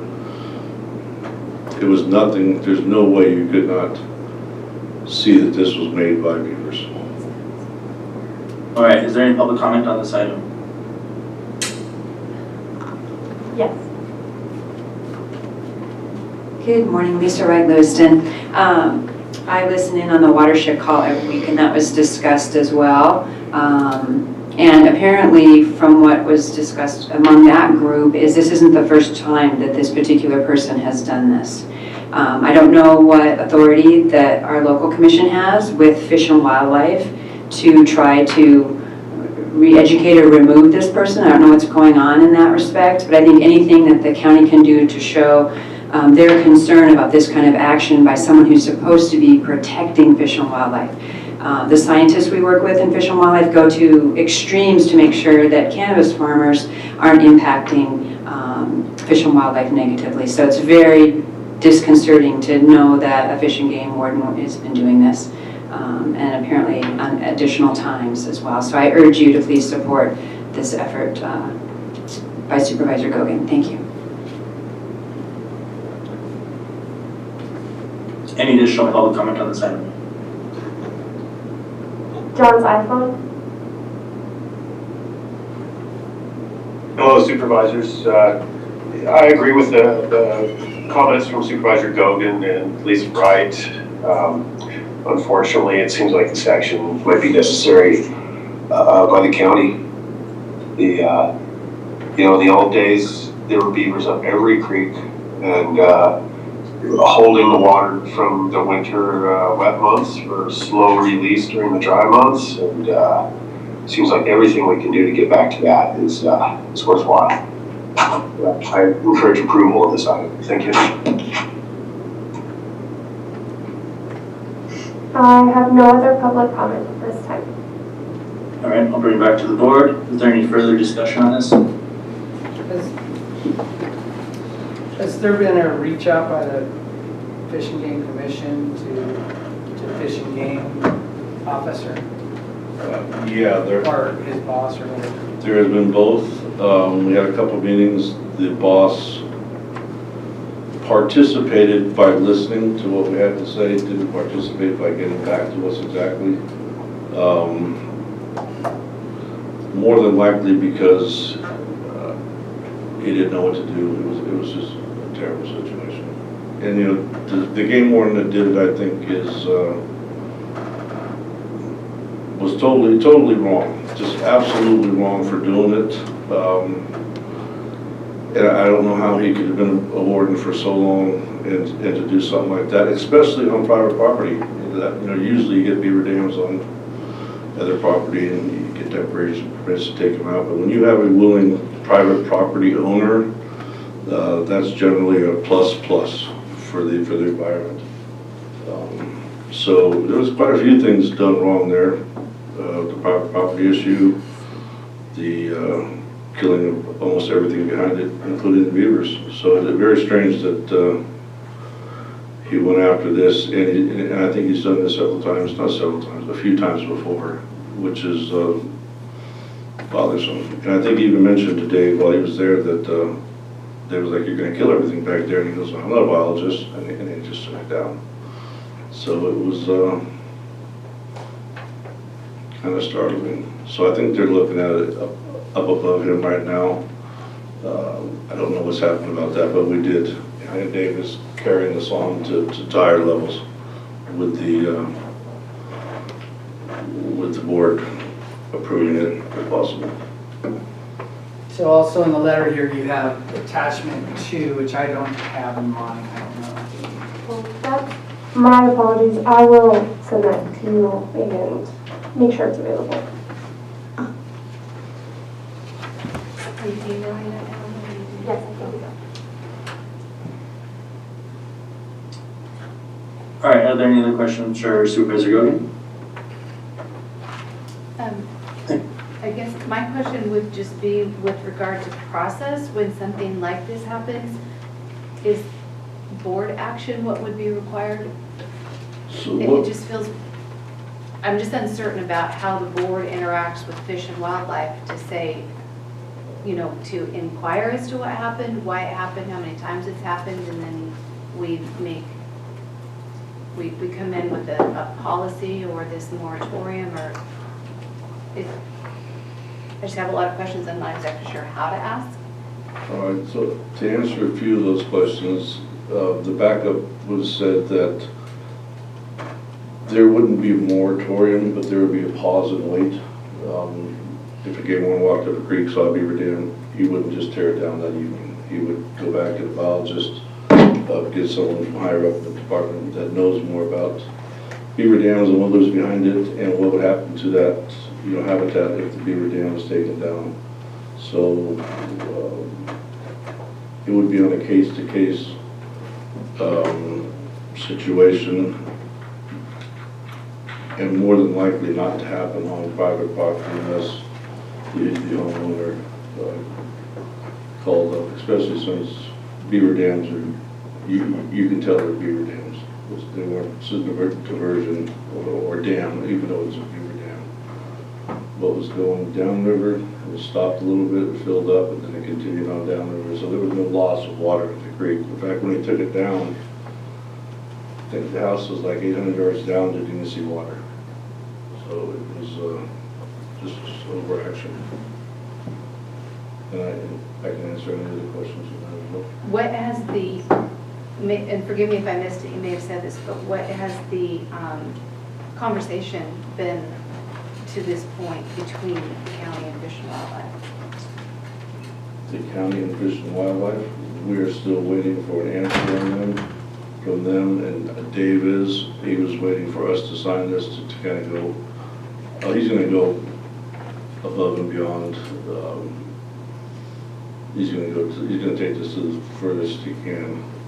Dave is the property owner? Yeah, Dave, the land on Indian Creek, no, excuse me. Here, Springs Road. And he's been there for a long time. He was here earlier today. So that's... And the urgency to put something like this in his hands today would be? Just to keep it moving forward. I think he has to have it. Yeah. Was it the 5th? That's what you said. Yeah, it was the 5th. That's why we decided to do it today. It has to be in by the 5th. So obviously I'm behind it. And so was the whole Fish and Game Commission also. This was 100% approval by Fish and Game Commission. Not one of the persons did not agree to send this letter forward to the Fish and Game Commission. William, it sounds like you made a motion, is that right? I did. I'll second the motion. And I would like to have some discussion on this item. Not that I'll second the motion. And I would like to have some discussion on this item. Not that I can see that something different should have happened here, but I don't like the words moratorium imposed on anything fish and game wise, because it tends to happen at the state level that moratorium is permanent and has a whole lot more effect than you wanted. And I don't want to see this morph into something where people can't take nuisance beavers off their own property in Trinity County, because the way I'm reading this letter, it's asking the Fish and Game Commission to say you cannot harvest a beaver or remove a beaver dam in Trinity County. And I think that's this could be an issue where good intentions end up with really not good results. We don't want to take private landowners' ability to manage their own land away from them because we're trying to protect private landowners from having Department of Fish and Wildlife come on their land. So I think we could miss the desired effect if we're not careful. So I don't think I would support this as how I read it. I think we need to have more specific language that says a moratorium on fish and wildlife removing beaver dams without first studying it, or because a landowner should still be able to request a depredation permit and shouldn't have to have a study done that says that there's nothing. We don't want everybody to have an EIR in order to get a beaver dam that's flooding their pasture. removed. There's not a lot of beaver issues in Trinity County, but it's just something that I don't like to take people's rights away for no reason. So, Dan, I would agree that moratorium is probably not the right word to use there. That's the word we're using, though. I know. Is there any way we can substitute that? With the, this moratorium is, this is statewide also, so we don't want to, I would pause and wait. I would due process. I would say that the best way to address it would be a moratorium on the removal of beavers or beaver dams by Fish and Wildlife on private property. Let's be specific, because I don't like overarching moratoriums. And I don't know how we would change that. I mean, we didn't. Well, we have the ability to change it here, or request it to change it here. I'm not always a fan of that process, but we do seem to have a little time, and this seems to be a little cleaner. On the last paragraph, we do have a specific ask, and it says, we request a moratorium on removing beavers and dams in Trinity County. So Dan's wording could, if that was acceptable, which was we request a moratorium on fish and game removing beavers and dams in Trinity, on private property in Trinity County until blah, blah, blah. That could be an amended motion. Yes. And actually, to talk about that, I would have to actually say that, right? So Supervisor Gogan wanted to amend his motion to include that language, Yes, I would. and then the second would have to agree. Was I the second? Yes. Yeah. So Emma, do you want to read that back to us? Yes, so the notes I have is, in the first paragraph, it mentions we are writing to request a moratorium by Fish and Game removal of beavers and beaver dams in Trinity County on private property. And then in the last paragraph, we request a moratorium on Fish and Game removing beavers and beaver dams in Trinity County on private property until a policy governing, etc. And I can review this for other places where that language is applicable. I think that with what's been said today, I could buy right in, and it seems obvious. I would just say generally, this feels fast, like I haven't had time to say, well, what are the ramifications, or what. I just feel uncomfortable with the speed of it. I don't doubt that, what's happened is not a good thing, or certainly don't doubt your knowledge and understanding of what's gone on, but I just wish I had a little bit of extra time to ask more questions that I'm not exactly sure. What would you like to know? So. She wants to know what she doesn't know. Exactly. Ask that. So the presentation of Dave, I had a piece of plywood 4x8, and it was just laid out with it. Well, I don't really want to go into all of the play-by-play of this particular incident. I just want a little bit of time to think about it before I vote. So if I can just not vote, that's fine. You've got plenty of people. I can abstain. Do that. And she's just looking for a stop loss. So, yeah, I think so. Can you do that? Can we do that needed? I think there's several things, and I totally understand what you're saying, and normally this should not be in the way it's come through today, but we are where we are. But remember, we're just asking another agency to consider something, so we have really no authority in any of this. Okay. And so we have an ask, and I think Dan's request is a very good one to make sure that they don't just throw a moratorium on any beaver taking the county if they follow this. So I guess a long-winded way of saying, I'm comfortable with this as is, since we're not setting a policy, we're asking them to stop and then review their policy. Okay. Thank you. Is there any further discussion on this item?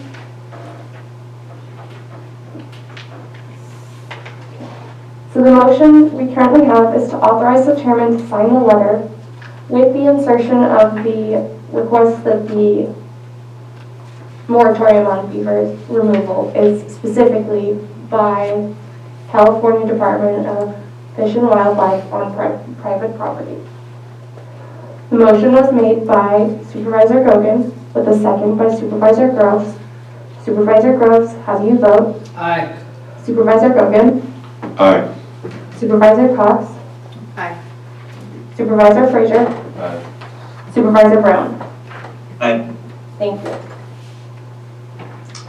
All right, subsequent item 7.2, authorize the chairman to draft and sign a letter regarding drought assistance in Trinity County.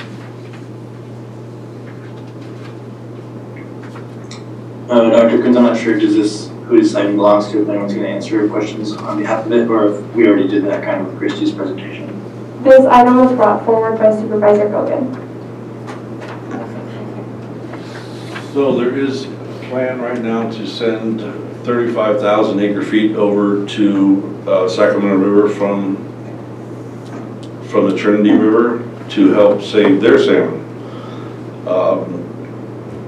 35,000 acre feet right now is probably about 10% of our water for this year. Without knowing what a water year is going to look like next year, the lake has almost lost its cold water pool. Keith knows about that. And we have a couple other things coming up too before we get a water year designation. We do have a boat dance by the Hoopa Indians. It takes, I think, probably 2,000 acre feet or so. And then we have a flow variation schedule that is being worked through the TMC right now. That will all take place prior to us having a water designation. So my fear is we really give away a lot of stuff, a lot of water before we know how much water we're getting. And with the lake being precariously low right now and close to losing its cold water pool, which means we wouldn't be able to release water that's cold enough to sustain the salmon steelhead in this river, would be a disaster. So did we get a copy of the letter? No, you're authorizing the chairman to draft the letter at this point, as well as sign it. You're not going to use the same. And I have full discretion about that after approving.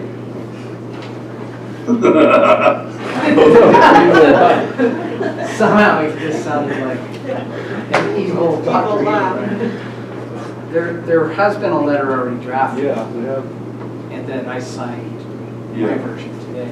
Is that the letter you're asking the chair to sign as well? Yes. All right, so we do have a copy of a letter that I can provide. Would you like me to read it? That'd be a good idea since the public has not had an opportunity to see it. Jeremy reads like he's an auctioneer. Maybe someone else read it because I actually don't have it in my attachments. I apologize. I can pull it up and read it. Just a minute, I'm finding it. Thank you, Ellen. If you're going to read the whole letter, take it, Scott. Okay.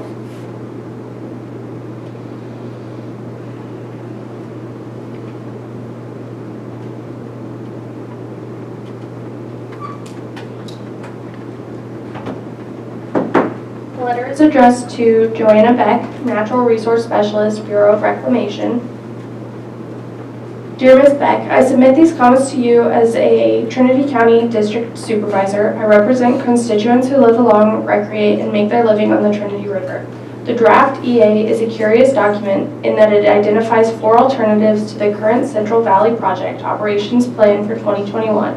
It appears that the document is deceptive because it bases the need for additional water to provide temperature control on the Sacramento River for endangered winter run Chinook salmon by Shasta Lake having higher storage water at the end of the year. However, it's obvious that the reclamation has oversubscribed the minimal water supply this year and wants to rob either Trinity Lake, Whiskey Town, Delta Water Quality Standards or municipal industrial cities in order to meet irrigation deliveries.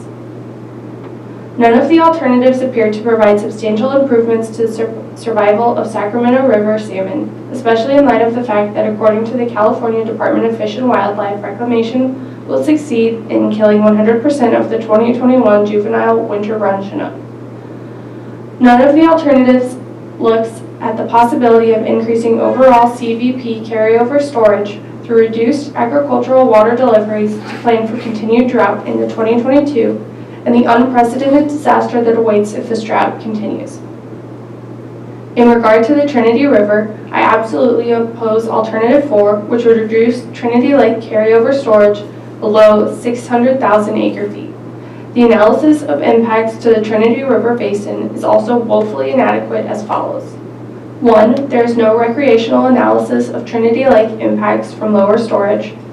2. The temperature analysis discussion does not include any disclosure of how well or how poorly each alternative met temperature objectives at Douglas City and the North Fork. It only shows temperatures at Lewiston. Furthermore, the temperature sensor at Douglas City has been conveniently buried since April 15th and does not function, thereby eliminating compliance monitoring.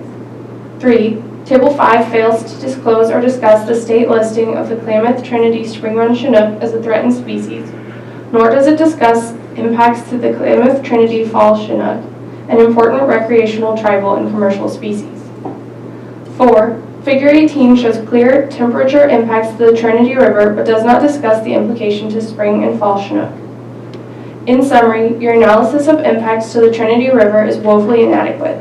I oppose Alternative 4, which would take more Trinity Lake water as proposed. It won't help the Sacramento River salmon because it's too warm by the time it gets to Keswick and will increase the Trinity River temperatures while further reducing storage for 2022. The Bureau of Reclamation should analyze in a full EIS operation of the entire CVP to maximize cold water carryover storage for fish, cities, and hydropower during extended drought. At this point, Reclamation is moving ahead full speed while rearranging the deck chairs on the Titanic. Disasters await us all under your leadership. A full environmental impact statement is required.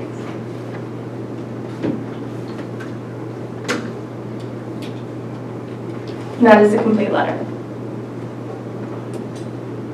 Well, I agree. Can I just ask, who drafted that letter? I was forwarded this letter to have Supervisors Gogan and Supervisor Groves sign. I believe it was requested by Supervisor Gogan, but I don't know who drafted it. I did. Thank you.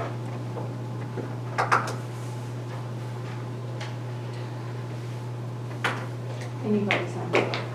Well, I'll sign it as a District 1 supervisor. I will say that's not, I would have been a little more cordial in the letter. But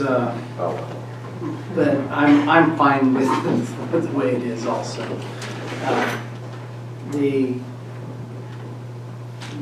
basis, the 600,000 acre feet is a real number that we're supposed to get down to,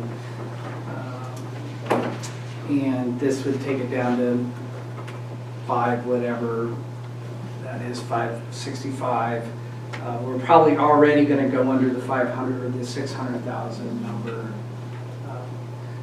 Years ago, Supervisor Burton worked on a plan that anytime this sort of thing would come together, that they would have to pay the county significant impact monies. Unfortunately, he got a little traction, but not enough to get it through Congress.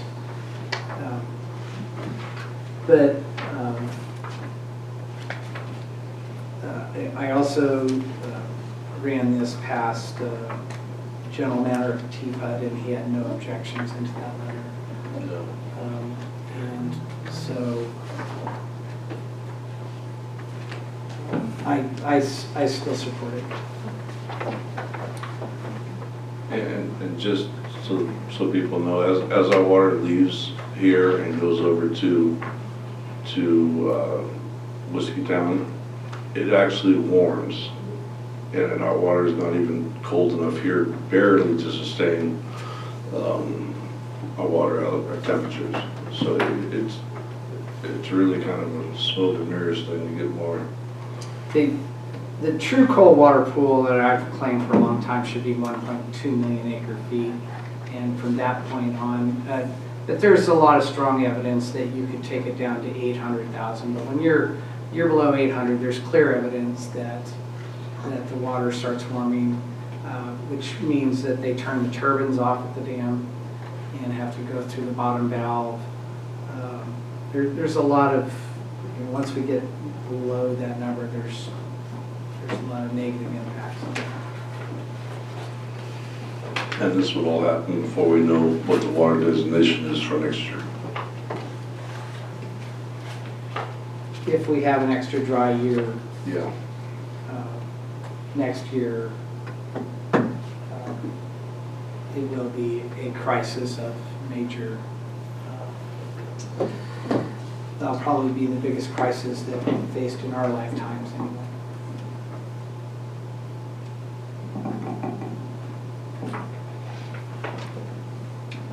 Anyway, I don't even know where we are in this. Have we gone to public yet? No, we have not. Okay.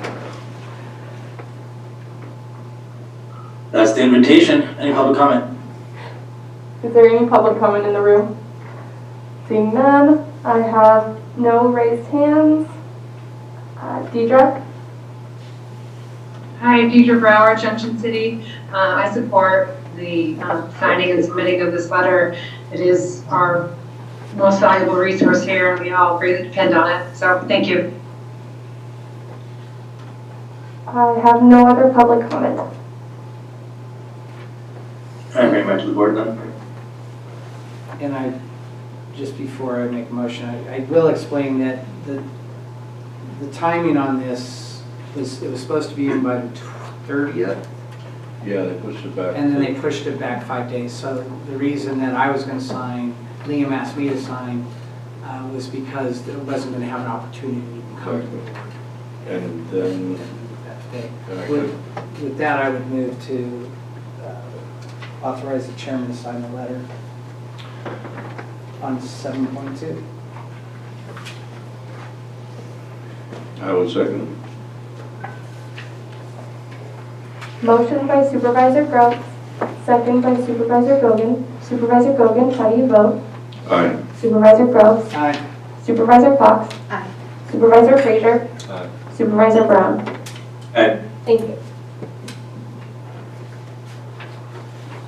All right, this puts us into subsequent item 7.3. Pulling it up right now. 7.3, here we go. All right. Ratify the Director of Emergency Services proclamation and confirm the existence of local emergency in the County of Trinity pertaining to the extreme peril to the safety of person and property caused by local fires. And I don't know, should I read this proclamation, or Liz, do you want to read the proclamation, or are we going to skip reading the proclamation? And We don't need to read this proclamation. It's not like the other proclamations you've read in the past. We're just ratifying the Director of OES's proclamation at this point. okay, thank you. Go ahead, Liz. Thank you. Yes, asking for the board to please approve the continuation of this. They signed this declaration on July 31st as a result of the July 2021 lightning fires, which we have multiple of in the county. We're just asking for continued approval. This will be brought back at a future date to amend once we have an idea of what our CDAA request will be. At that time, it does disclude that. Any questions?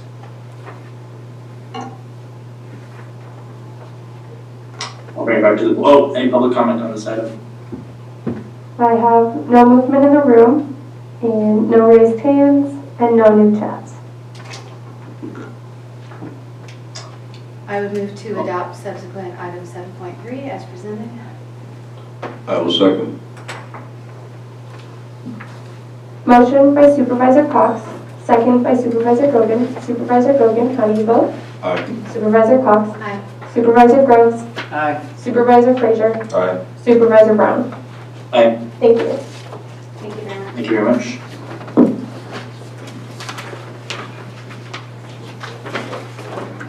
I'm going to be announcing item 5.4 as well as 6.1, and I'll be recusing from them, but it's my understanding I need to announce both and state my recusal, and then I will be leaving the meeting. To pull up the items, I apologize.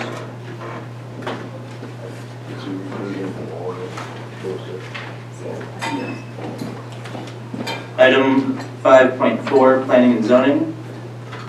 Hold an appeal hearing to consider upholding, modifying, or overturning the Planning Commission's decision to grant an appeal to the Planning Director's decision to not issue commercial cannabis license number 672 under Urgency Ordinance 1355 because it is a new license that had not been previously issued. Assessor's parcel number 017-450-020-000. CCL applicant Damon LeBolt, at appellant Planning Director Kim Hunter. Unknown fiscal impact, restating I will be recusing from this item due to my valid cannabis cultivation permit, and as well as item 6.1, which will be held under closed session later. Government Code Section 54954.5C, Conference of Legal Counsel, existing litigation number of cases 2, Terry Mines versus Trinity County Superior Court case number 20CV082, and Terry Mines versus Trinity County Superior Court case number 20CV036. I'll be recusing from this item as well due to my valid cannabis cultivation license. And it's good to see you all. See you soon, maybe. That was kind of ominous. He has left. He has left the room. Okay, well, we will go to item 5.4. Director Hunter. Thank you. Yes, this is an appeal that I have filed, and I want to make it very, very clear. And that is, I'm seeking direction on this item, and this is similar to a previous appeal that I had filed regarding another matter and seeking direction under the urgency ordinance and the interpretation by staff of the urgency ordinance. That item was heard July 20th. And this is another situation where we have folks who have submitted applications. They have done everything right. I don't want to in any way ascribe blame to these applicants or others in their situation. And those are things I just wanted to state before going into the staff report. This is a application for a new license. There had been a previous license on the site. The site is located in the Hayfork area. All the information on the site is included in the staff packet. So the CCL 672 was applied for by a previous owner of the site, New Yang. It was applied for in February of 2020. The first portion of payment was paid at that time. Then the application, another payment was made in August 25th of 2020. That was the second portion of the payment for a new license. Although the final payment was accepted by cannabis staff at this time, the cultivation license had not been noticed for approval that I can find in the Trinity Journal or to adjacent landowners, which is the last step in the process. When that notification of a new license goes out or a renewal, there is a there is a date set for approval for that license. That doesn't seem to be done in this case, although there are other licenses that had been noticed, new licenses that had not been issued, which comes into my request for direction. In this particular case, there was no noticing or approval date set that I am able to find or locate. So then fast forward to October 1st, September 30th, I find both dates in our system. A transfer application was received for that application, but 672 had not been issued. That was that application to transfer the license application for the site was filed by Damon Leibel. At the time, staff, and previously, staff had accepted applications to transfer applications.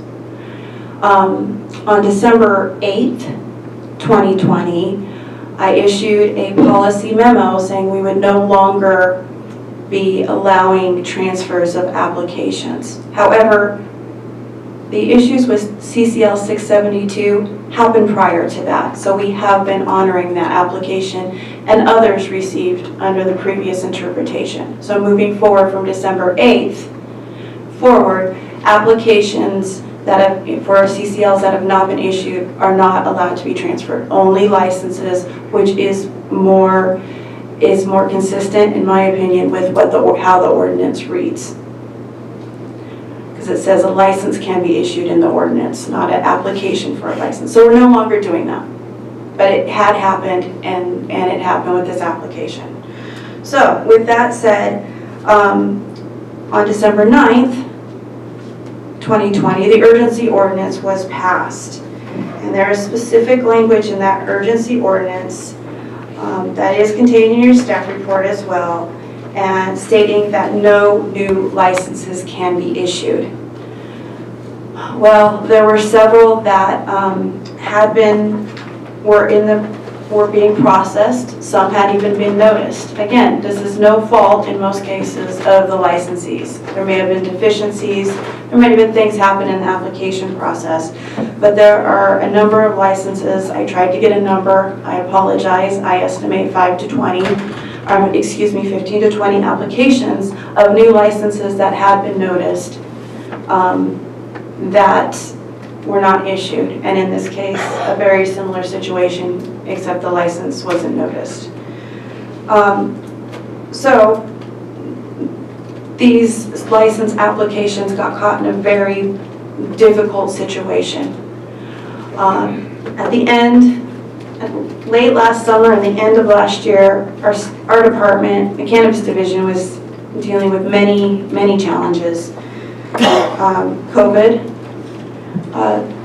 insufficient staffing to properly implement the program. Also, direction had been provided by CEQA Legal Counsel that licenses, that provisional licenses should no longer be issued. And there was a huge focus on completing the EIR. So those are the factors that were challenging staff into getting these licenses processed in a timely manner. Then with the urgency ordinance, these were reasons for the urgency ordinance that was passed in December 9, 2020.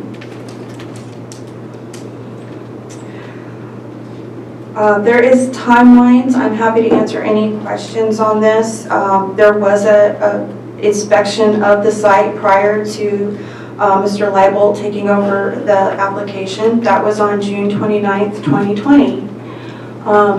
The site is in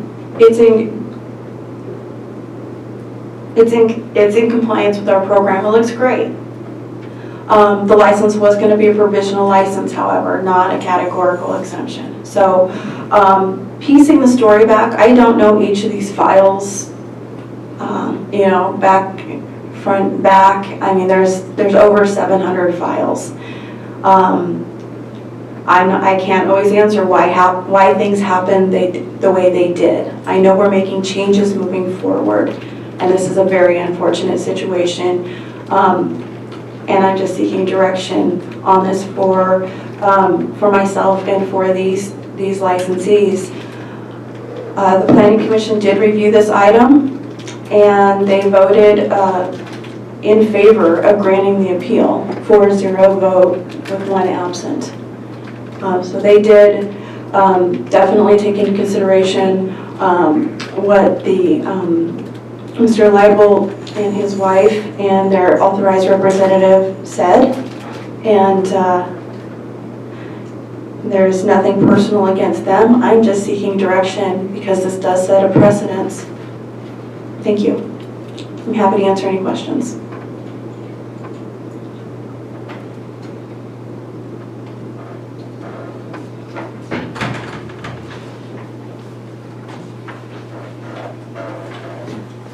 Any questions of staff? Sorry, I forgot for a second that I took over as chairman. Awkward silence. All right, I guess with that, we can open this up to public comment. Vice Chair, may I request to get additional time as representative than the 3 minutes? Sure. Thank you. I emailed this to each individual Board of Supervisors yesterday, but I have handouts, Emma. Thank you, sorry. Just in case you didn't get my email or wanted something in hand to review. As you will see, the timeline I took out of the original appeal to the Planning Commission and condensed it for your convenience matches Director Hunter's timeline to a T. One thing I do want to point out that was left out was a second site inspection that was conducted about 3 days before the Planning Commission last month or the month before. And from my experience in the last 4.5 years of doing this, only 1 site inspection happens before a license is issued. Any site inspections after that are for issued licenses. So it was to all of our surprise that they wanted to come back out. Gratefully welcomed them. It was a smooth, compliant visit. We rolled into the Planning Commission and the commissioners heard our argument, which I believe is sound. Going through the timeline. Can I interrupt for 1 second? When was the second inspection? It was July 6th, 2021. I have it there on the last bullet of my timeline. Thank you. Yeah, no problem. So going back to the facts of this case and this timeline, February, June, August, and October are all dates that happened before December 9th. This is yet another situation, and I'm sorry to have to bring this in front of you again, where a print button was not hit. Now, there may have been no formal written notice that their license was ready to be paid and picked up. That does not matter according to previous practice. I can tell you, as well as probably every other consultant and license holder in this town, that many verbal approvals have been given. Yeah, come on in, your site's compliant, go ahead and pay your fees, you're good to go, I wish you a great year. That happens a lot. Not a lot does it happen where we have to now go back and try to find that verbal proof and ask for it to be written down. I wish everything was written down. It makes all of our jobs easier. But as a business owner, if I am told, great, I did a good job, I passed my site inspection, I can go in and pay my license fee, I'm going to do that so I can move forward in my business. So when I argue that this license was approved, you do not tell a license holder or an applicant to come on in and pay the fee if it's not ready to go. The inspector that did that was also experienced, so he also knew that, I believe. Any staff member at the planning department should know that. And then come October, when a transfer was submitted by the current, the first appellees to the Planning Commission, again, the transfer did not have to be accepted at the counter if that was not going to keep moving forward. A transfer cannot be tendered or accepted if a license has not been issued. A fee was paid, a license should have been issued, a print button should have been hit at that time. There was no official moratorium until December of 2020. And in fact, the advice from County Council that came down was inappropriate in that manner, and we can argue that if we want to, but that was just advice from outside special counsel. That was not policy nor ordinance. We did not have anything on our books until December for an official, we're not issuing and taking new applications. This is a transfer of ownership on the same site. This is not transferring a CCL to a new property. So Director Hunter is correct in the fact that our current urgency ordinance does not allow you to take your existing CCL to a new property. That's considered a new application. We all agree on that. This has stayed on 961 Nelson Road since the original since the original license was held back in 2018, 2019. And this is just a transfer of ownership on the same property. So that is allowed according to our new ordinance. Excuse me, our urgency ordinance. So this is all really coming down to why wasn't the print button hit in August of 2020. We all understand what was going on then. I was around, I was also working and dealing with issues, as were these licensees. But we were at a point where there's a valid state license in hand. We have probably totally missed our season at this point, if not getting close to it. And that's just lost revenue for this young family. The commission heard our argument and agreed with us unanimously.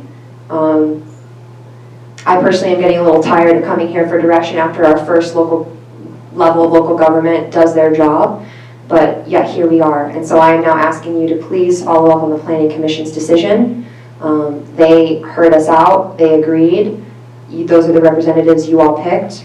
And I believe all of your representatives except for Commissioner Fraser were there and voted on that night.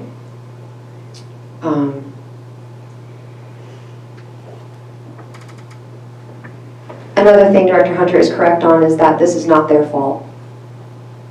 And yet again, this is at the fault of the institution themselves. So I do ask that the board please uphold the Planning Commission's decision, deny this appeal by the director, and direct her to please issue this license so that they can continue on, make good use of their state license that they have in hand, and continue to support their family. I have no other comments, but I can answer any questions that you might have. Any board members have questions for the consultant? Just real quick, the August 25th, 2020 license fee was the license side, not the application, correct? Correct. The application was submitted and fee was tendered February, and then August was that second part of the license fee. And then October, when the transfer was submitted, there is also a transfer fee that you have to pay to do that, and that was tendered. And the general plan fee, but when does that get tendered? It's lumped in on that license fee. So altogether 2,500, 3,500 give you the 6. Okay, gotcha. The 1,000, yep, comes in ladder. I have no further questions. Anyone else have questions for the consultant? Thank you.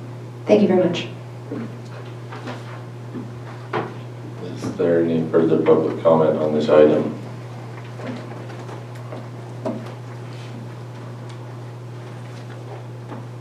Good afternoon, members of the board. My name is Jennifer Hill. I am Damon Leipold's wife and co-owner of our family farms.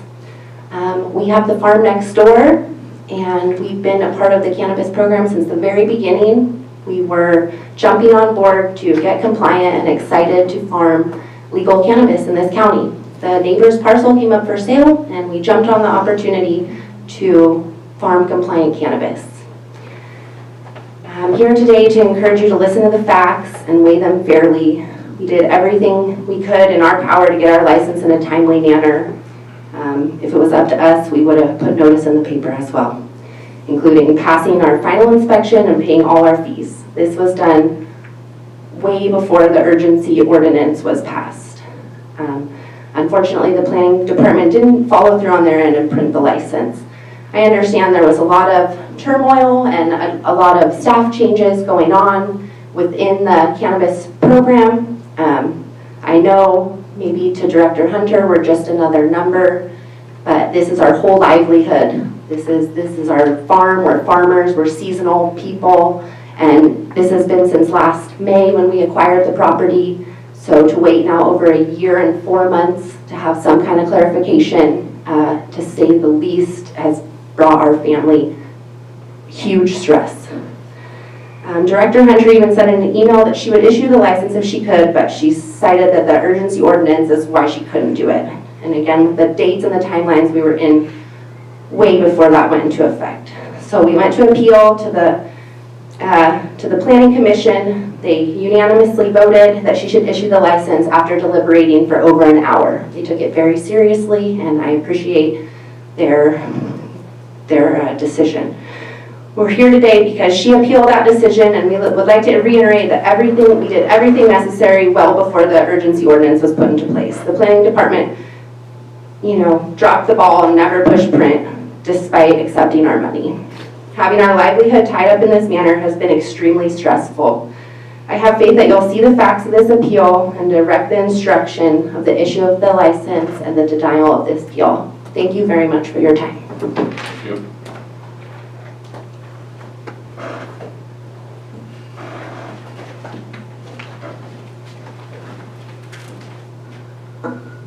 Afternoon, Mr. Vice Chair, members of the board, Tom Malenko, Douglas City. Again, I was at the Planning Commission when this matter came up. It was a 4-0 decision. They did go through the record carefully. This is another situation where the applicant did all the tasks that they were required to do for reasons that gave rise to the urgency ordinance, not the least of which are the pandemic. Staff was unable to keep up with the workload, which is why we saw that urgency ordinance as a necessity. If you look at the funds exchanged, the emails exchanged, the practice, this is a license that should have been issued in August of 2020 and transferred in October of 2020. That those didn't happen is nothing the applicant could have done anything about. So I don't read the urgency ordinance as prohibiting catching up from effective transfer or issues and transfers in the months previous. I understand why this went to the Planning Commission. Again, I think they did a good job of running down the facts. I hope you had the opportunity to, if not see, at least review the minutes from the Planning Commission.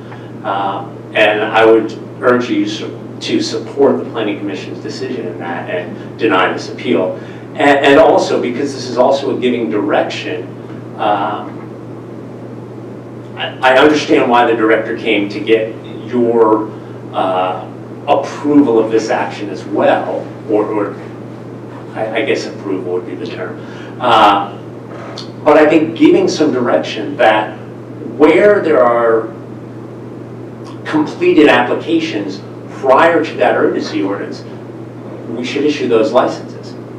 We're only a few weeks left in the urgency ordinance as it is.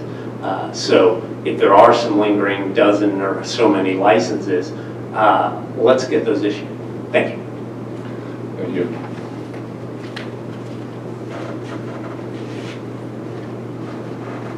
Is there any other public comment from the room?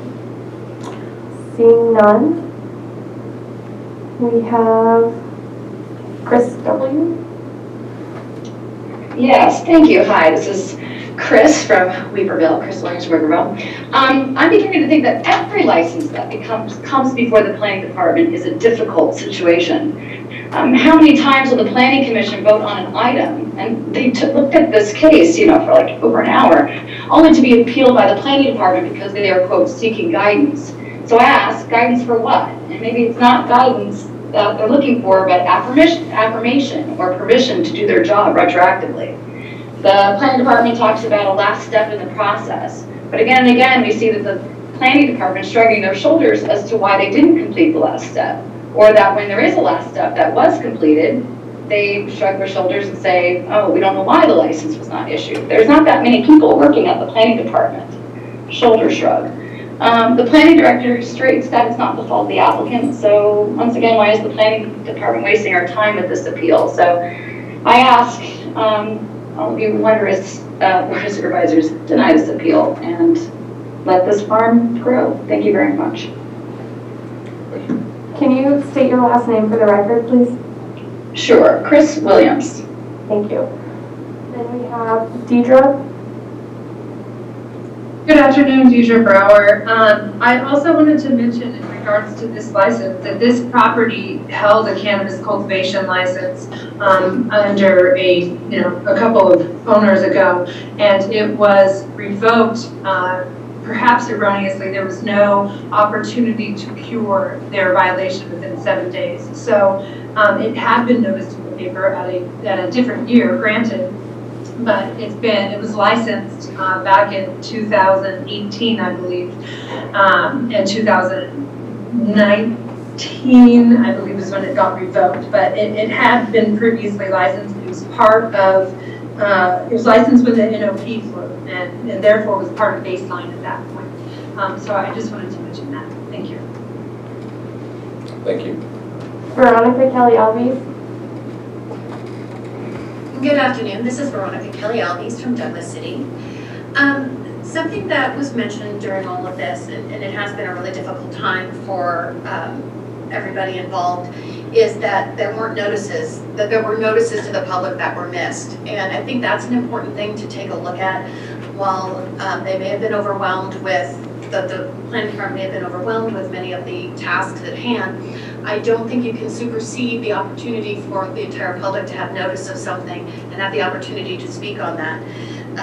And it's sad that they are so shorthanded that these things get missed, and when people come into a counter, I don't know if there's a better software system or something that could be looked at that could help everybody involved in this to be connected, that would make it easier for things like this to be caught. But I think that as long as the process was involved, that really did allow for all of the public to have some input or notice of what's going on, I think that's an important key factor to take a look at as well. Thank you so much.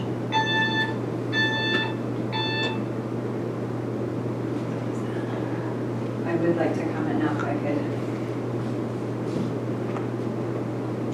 Right. Okay, thank you. Lisa Wright, Lewiston. I just want to take you back again, just to reemphasize that the timeline of most, I would say the highest importance would be the fact that the applicant was alerted to come in and pay their license fee, the second part of the fee. That doesn't happen unless a license is ready to go. Our ordinance is very clear about that, and actually we're not following that now because we're having people pay the $6,000 before their license is issued. But the ordinance is very clear that you pay when your license is issued. They paid the other $3,500 when the license was issued. They had a reasonable expectation that the paper would go along with it. The paper didn't go along with it. A couple of months later, a transfer was accepted on what they assumed reasonably, given that it had been paid for, was an existing license. The transfer was taken and it was processed.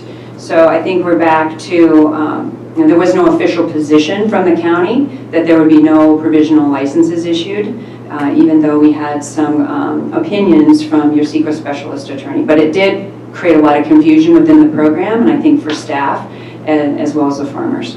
So because all of this transpired prior to the urgency ordinance going into effect, the applicant had a reasonable expectation to believe that a license was issued, given that they were charged license fees and a transfer was accepted, that you should deny this appeal. Thank you so much. Thank you. We have no other public comments on Zoom, and I believe no other public comments from motion through.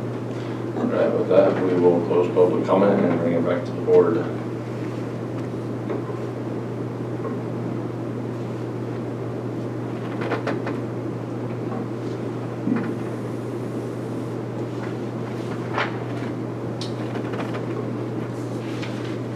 I will make a motion to deny the appeal to overturn the Planning Commission's decision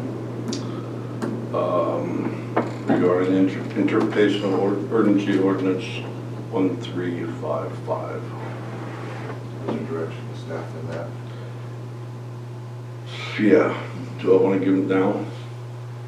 I think You want to make it part of your motion if you're directing staff to issue the permit. I think I'm going to find the same thing that the planning commission was it was no fault of the applicant. I think it was probably our fault. I think that we need to go look back after this to the planning commission and, excuse me, to Kim, and see why these things, I think we have it last week, why these things continue to happen. And that would be the direction I would have.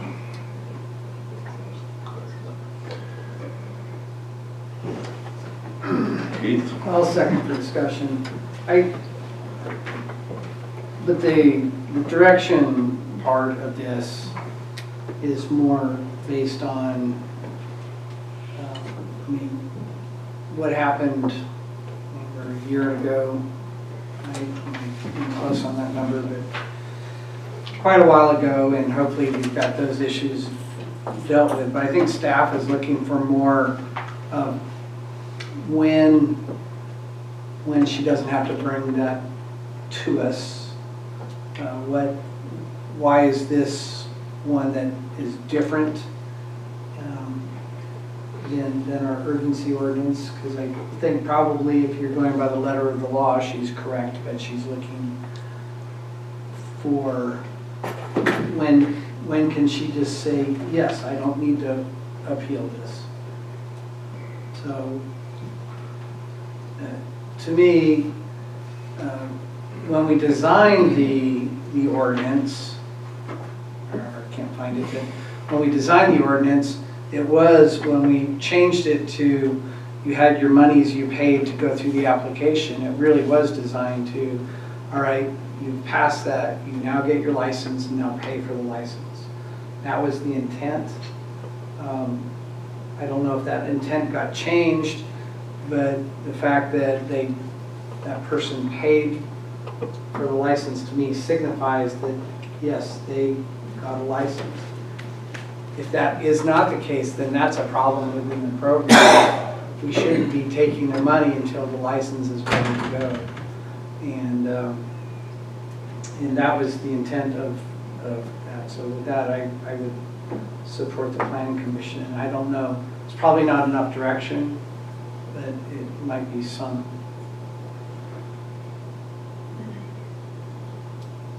Have any further discussion?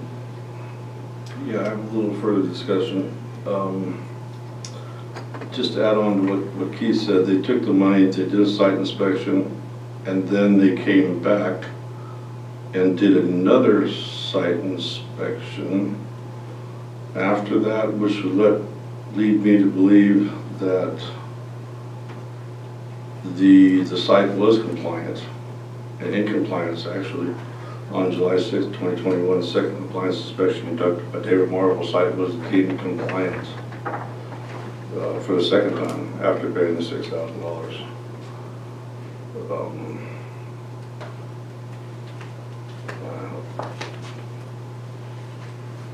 I say so, it's not them.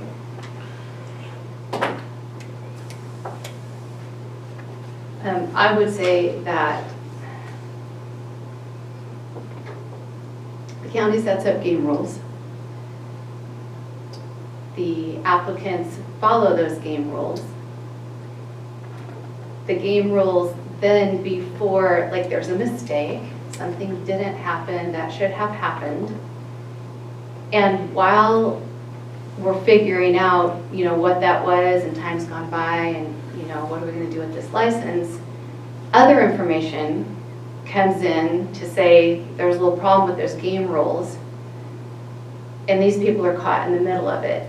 And so I think there's a problem in basket A and there's a problem in basket B. And today I would say we're dealing with basket A. And so from my standpoint, to just be really clear that I think they should have their license according to the timeline and what happened and what should have happened here. That doesn't clear up the problem in basket B, but I am in agreement that they deserve their license. Jill, that was exactly what I was going to say. I'm still looking for basket B. Not the basket.